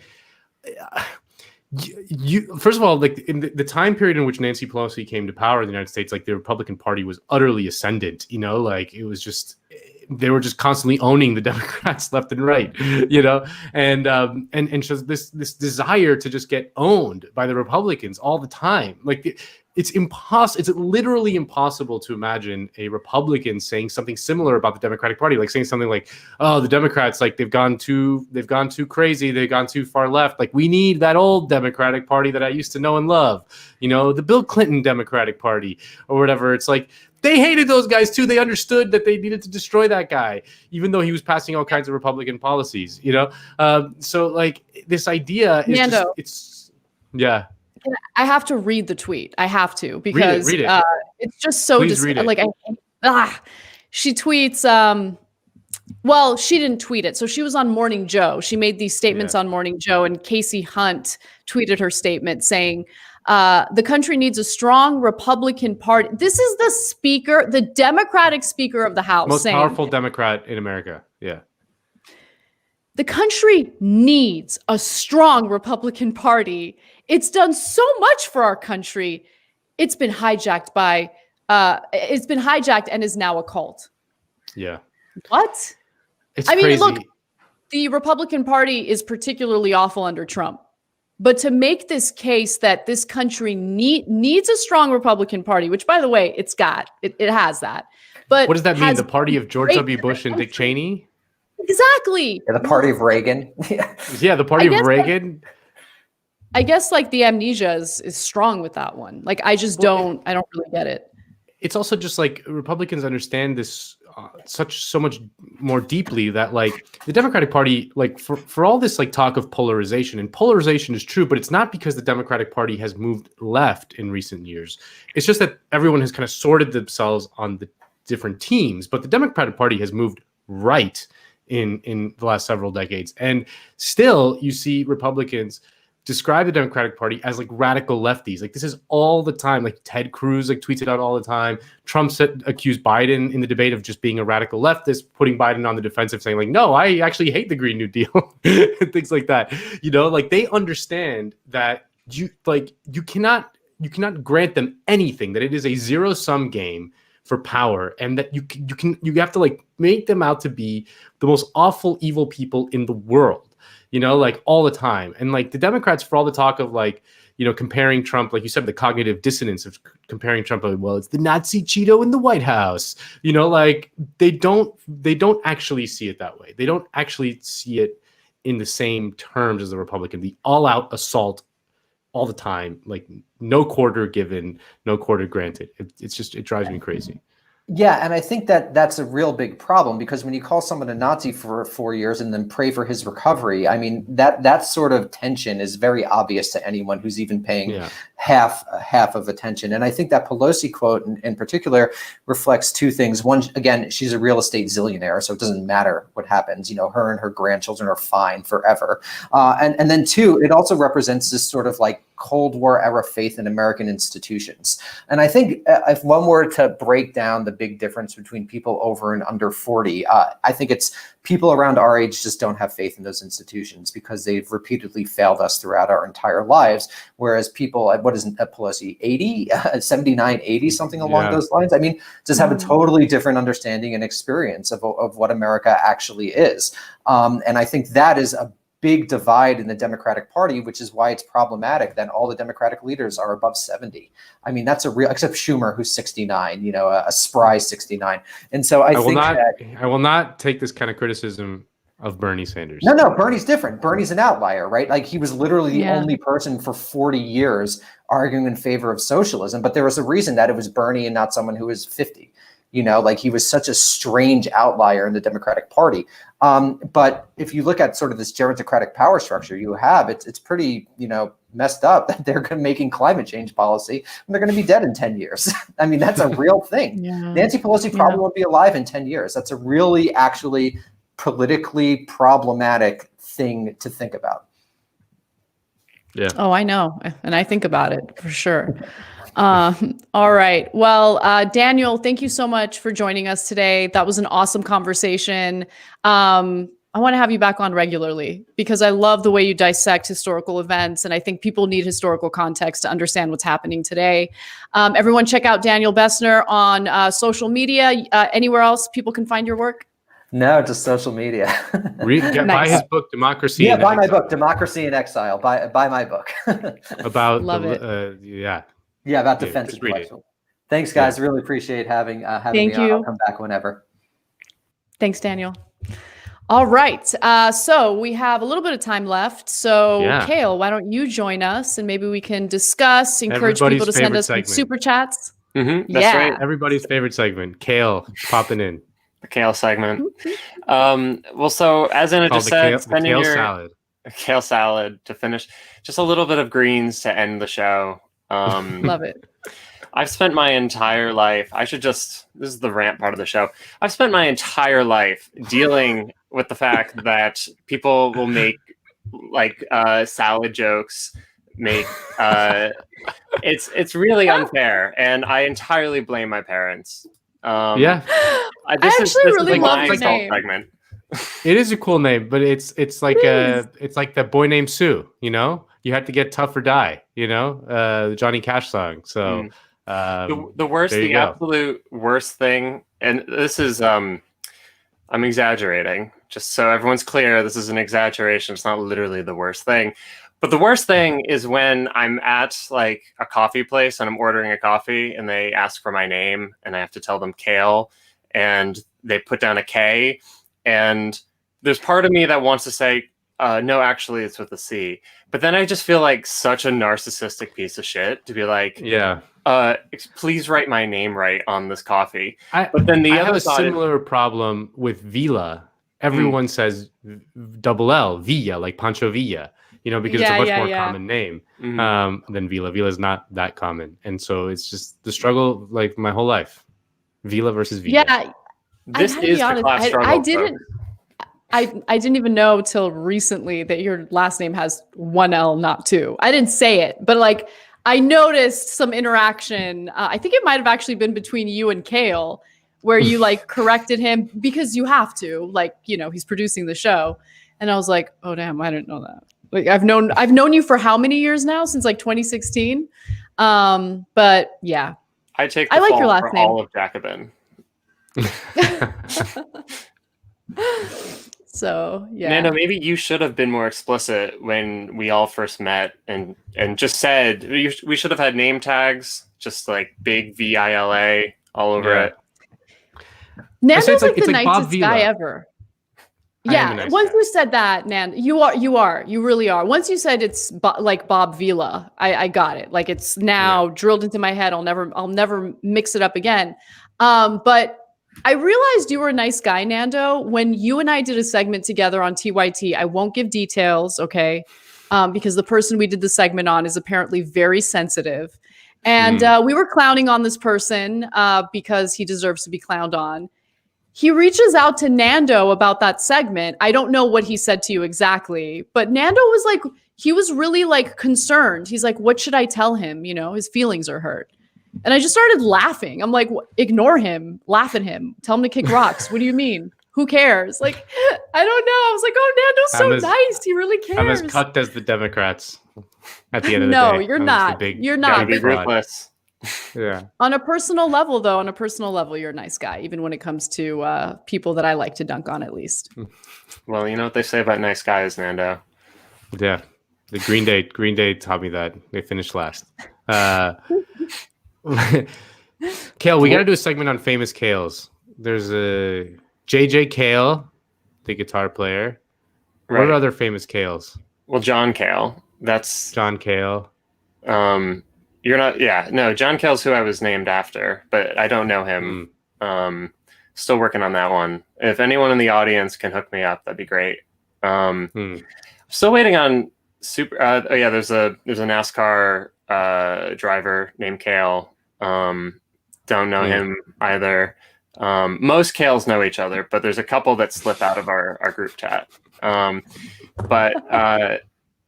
Yeah, people are just writing different Kales in the chat. We want questions, people. We want to answer your questions. Yeah, I'll answer any question.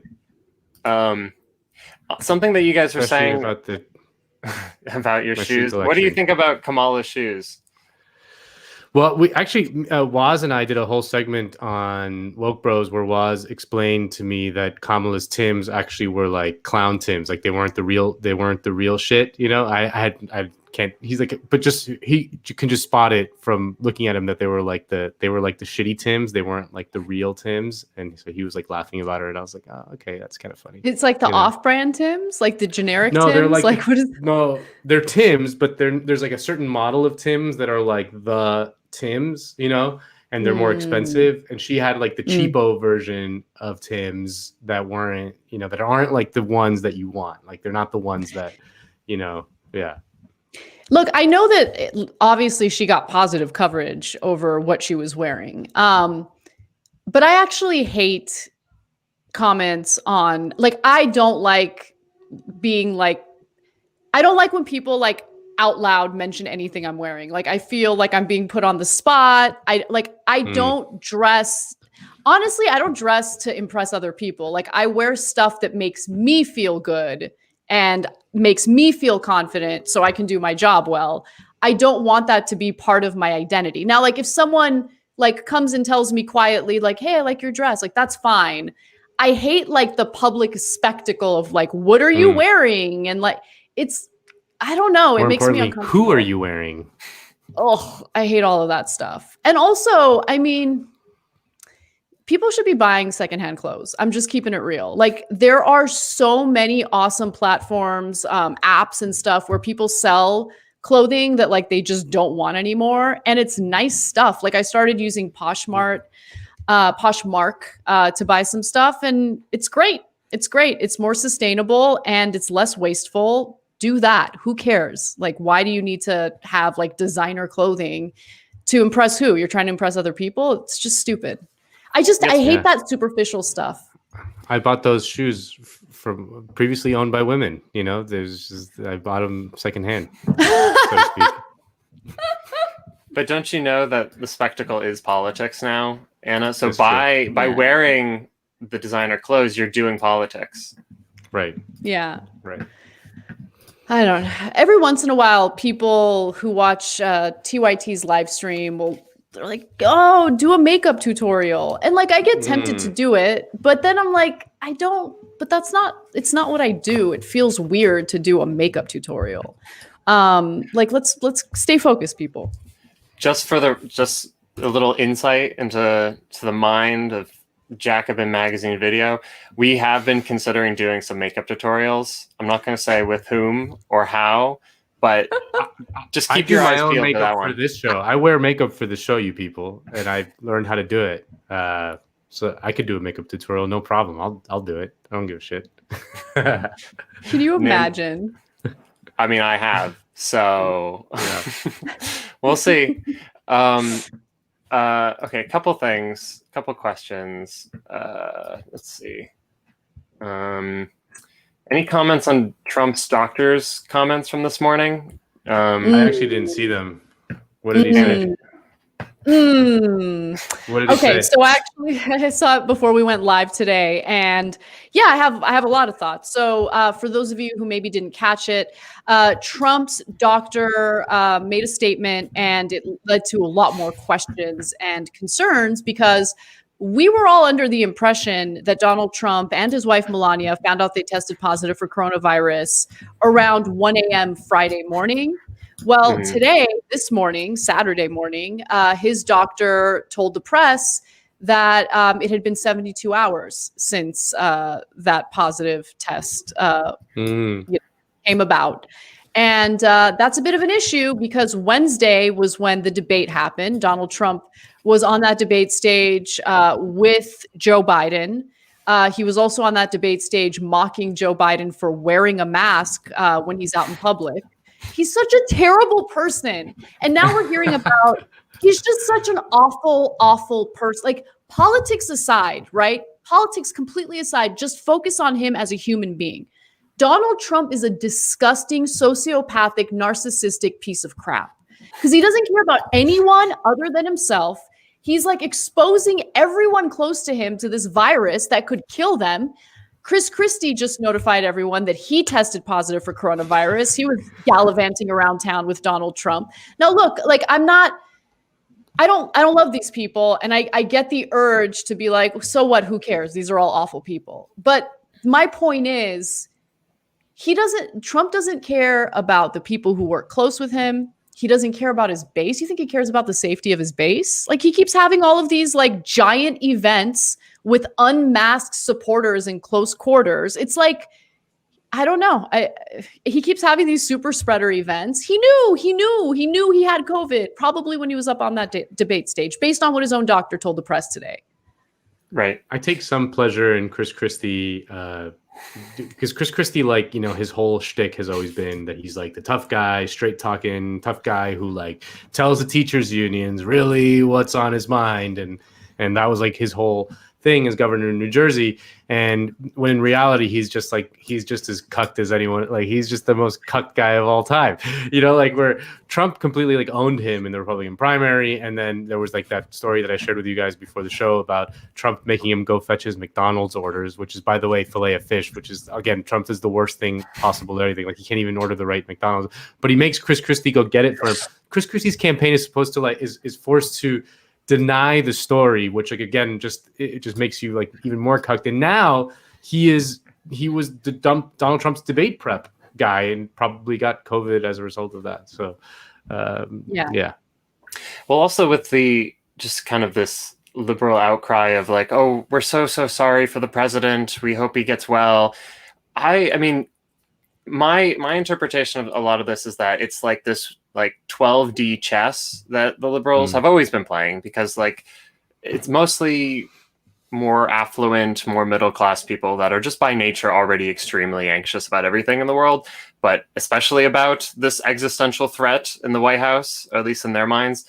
And the way that they've been worried, I think, that Trump could come out of this seeming like a victim, that he'll actually do well because and some of them are not really sure if he actually is sick or not, that there was like a whole other thing I remember seeing online the other day where it's like, is Trump actually sick, or is this just a way to get sympathy? I mean, I think the whole thing's bogus, like, because this is not good for Trump. Like, this is not going to like boost him in the polls. This is not going to be like, this is a complete like annihilation of his like, I don't know, his ego and his like, his posturing on the pandemic, that like the strong man just got sick and is going to spend the next 2 weeks in the hospital. And yes, there's a humanity in that, of course, but like, that's, by noticing that doesn't mean that he's going to all of a sudden like skyrocket in the polls. It means that his politics have failed. And yeah, and you need an opposition party to highlight that effectively. Right. And they're not doing that. That's the problem, right? Yeah. And as you were mentioning, you know, the fall of this whole like strongman persona, all I could think of was Jesse Lee Peterson screaming "beta male" like in the middle of his interviews. Anyway, sorry for that. Like, no, just imagine if Pelosi could manage to say that. Yeah, it's amazing. Game over. It's game over. But they won't do it. Just the entire. I mean, we should be the opposition, but that's another story. That's another. But anyway, I mean, the point being is that like the Democrats are not doing themselves any favors, and if Trump loses, which I've kind of in the last couple months gone back and forth, honestly, for like a solid month, I figured Trump is actually probably going to win. But after all of this, like, I don't think Trump wins, and I think it's entirely on him, that he will self-sabotage thanks to him not wearing a mask and getting sick, thanks to his obnoxious debate performance, thanks to the fact that like he's completely dropped all of like his economic program that was appealing to people 4 years ago. Of course, it was like bullshit, but he can't even present that argument anymore. That like he has given up every aspect that made him an appealing candidate to a chunk of voters, and the Democrats will have played no part in that, which is like absurd. It's so absurd. Yeah. Someone, Dan in the chat says, regarding her shoes, Kamala is a shoo-in for the presidency if Biden wins. He won't be lucid for long. Nice one. Got him. Got him. Let's see. Someone asked me for a book recommendation. You should ask all of us for book recommendations. Just because I'm trolling in the chat during the show about Anwar Sheikh and Marxist economics doesn't mean that I'm the only one who's reading Anwar Sheikh and Marxist economics. I don't know. Well, I don't know. You definitely are. Well, I'm not doing that right now. I have no time. Like part of my frustration lately has been I spend so much of my time producing one show every single day, and it's like the daily shit. It's the daily shit. People don't realize how difficult that is.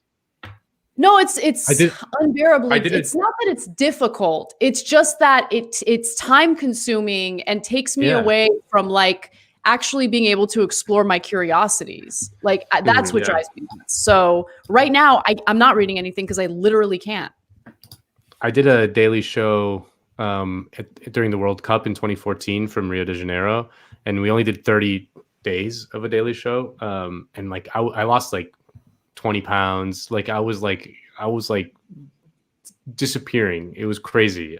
I realized that like producing a daily show for years, I can't even begin to.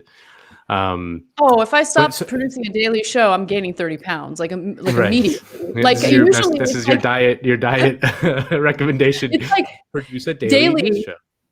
At 5:30 p.m. daily, I'm like, I had a handful of peanut M&Ms today. I should probably eat something. Yeah, it's very time consuming, but it does suck because like when you take a step back and you look at the grand scheme of things, it's just not fulfilling, you know? Like you want to feel like you're growing and you're learning through what you do.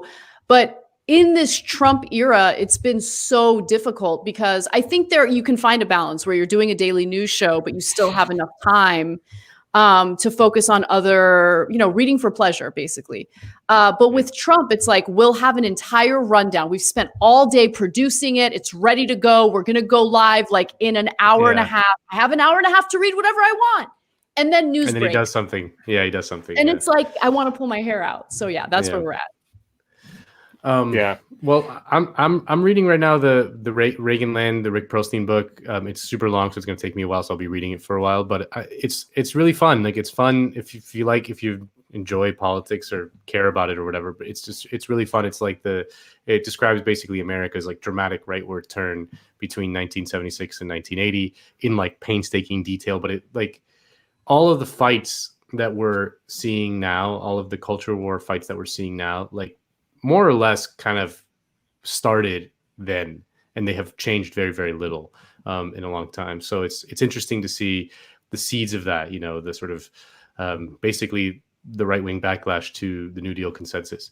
But someone asked in the chat, like a good first book if you're interested in socialism, honestly, plug for Jacobin founder Bhaskar Sunkara's Socialist Manifesto. It's like an easy, very contemporary, it's not like he wrote it like last year or the year before or whatever. And so it's like, it's meant for an audience that's of today. It's not like, written in the 19th century or whatever, which you should absolutely read those books as well. But like for an intro that's easier and kind of is Bhaskar Sunkara's Socialist Manifesto. I highly recommend it.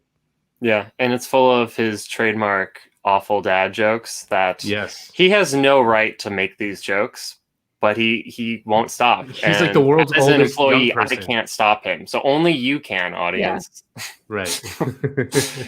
Yeah. He's exploiting you for your labor, dude. Yeah. And for Marxists, there's exploitation and domination. I don't get all of my... He doms you all the time.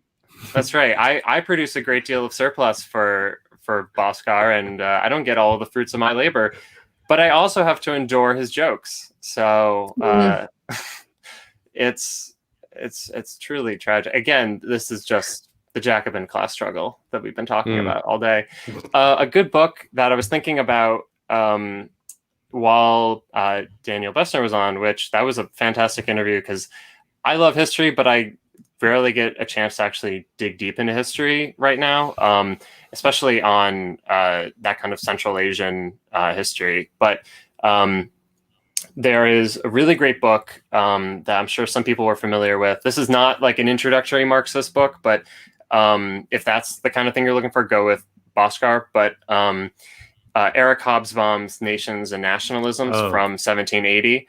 It's all about kind of the creation of nationalism and of nations. Particularly, he's focused on Europe, which I think he makes a compelling argument that's basically where this starts, because it's not just a natural phenomenon of having nations, and therefore nationalism as the kind of the ideology of that. And it's interesting because kind of fundamentally, much of the creation of nationalism is done by states. It's a process of like statecraft, and state creation. Yeah. I mean, like, and right, because you have this vast territory, and like prior to like a couple hundred years ago, like just 200-300 years ago, a place like France, like there's a million different little cultures and language differentials and all these different, like, these people are totally spread out. And so what we now know as France was about 200 years ago, basically Parisian, right? That it's a process of homogenizing the population. And so a lot of that happens through education. But it's this cultural training of we are, to use Benedict Anderson's phrase, an imagined community that that we are all somehow connected in some way. But the thing with it is that some of it is created by the state, because the state has an interest in kind of bringing everyone under one state apparatus for a number of reasons. But the other side of it is that there's plenty of nationalism that's kind of then spawned up that was not state-driven. And this is a lot of the thing with going into World War I, the issues in the Balkans, of the Hungarians having, the Austro-Hungarian Empire having like a million little nationalities springing up, all claiming independence. And fundamentally, I think what's so interesting and so important about it is it kind of, what Hobsbawm does, he sheds that kind of, to keep it kind of in the Marxian world, that like fetishization of nationalism. It historicizes it and like articulates when and how it comes about.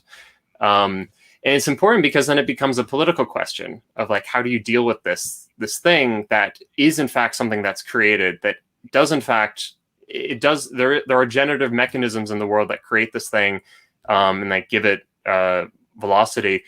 And what's, just with that, I'm teasing, but like socialists in like the 20th century, or sorry, not the 20th, sorry, the 19th century, it wasn't obvious that you support nationalism, that you support that it's a political question, because it's not necessarily working people, that it is a combination of elites and peasantry and workers. And so, where it tends to obscure class solidarity and class consciousness, because it ties you to people who are your enemies, right? Like, Eric Hobsbawm, it's 100, like the most worthwhile read ever. Like, I read Age of Extremes, and I was moving in yesterday, and I was like arranging my books, which I do own, and I was like, I had all the Hobsbawm books. I was like, I really should finish all the other ones. Like, it's just so breathtaking how comprehensive he can be, but also accessible, and how he like makes a point that rings so much true, then he kind of argues against his own point, but ultimately comes back. I don't know. It's just, he's got like a very lucid style that I think everyone should read. I mean, it's really amazing. We need to open Anna's schedule up a little bit so we can get her some Hobsbawm. So we can do the Hobsbawm hour. We should do it. We should do the. I gotta make some difficult decisions in my life, like to find that balance. But yes, I agree. So that's what I have to say about Eric Hobsbawm. We're now at the hour, but thanks all of you. Thanks, Daniel. I'm gonna disappear, but thanks, audience. I know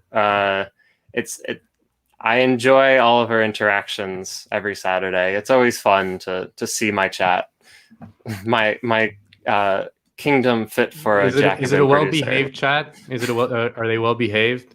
Yes, for the most part. They're very well-behaved. Okay, good. Nando, I love how you're pretending like you don't know, like reading all those comments about how hot you are. You know they're behaving. They're behaving exactly the way you would like them to behave. Let's keep it real. Anyway, but we love you guys. Thank you for watching. I hope you guys enjoyed today's show. I know the topic in the interview section is very different from what you're likely to hear anywhere else. But I'm grateful that we have an opportunity to do deep dives into those types of topics. So please support Jacobin, subscribe to their print publication because it's fantastic. And if you haven't done so already, subscribe to the channel, youtube.com/JacobinMag. And yeah, like and share the streams, not just this one, but the stream for any programming that comes out of the Jacobin channel, because we want to spread this message. It's really important. Anyone watching, just like, absolutely. I know all of you. Okay, Did Joe get frozen? I was very He's nice to the trying to come chat. back Now I'm coming back for the chat with a finger wag. You all have friends that don't watch this show currently that I'm sure you know would enjoy this show. So please send the show to your friends. Send your favorite episode, whether or not it's this one. Send the show. We're left, but fun. You know, we're not boring. We're cool. We're cool people. I certainly hope we're not. Yeah. And if we are, we'll get better. Yeah. We'll get better. Be best. All right. Thank you so much. We love you guys. Have an awesome weekend. We'll see you soon.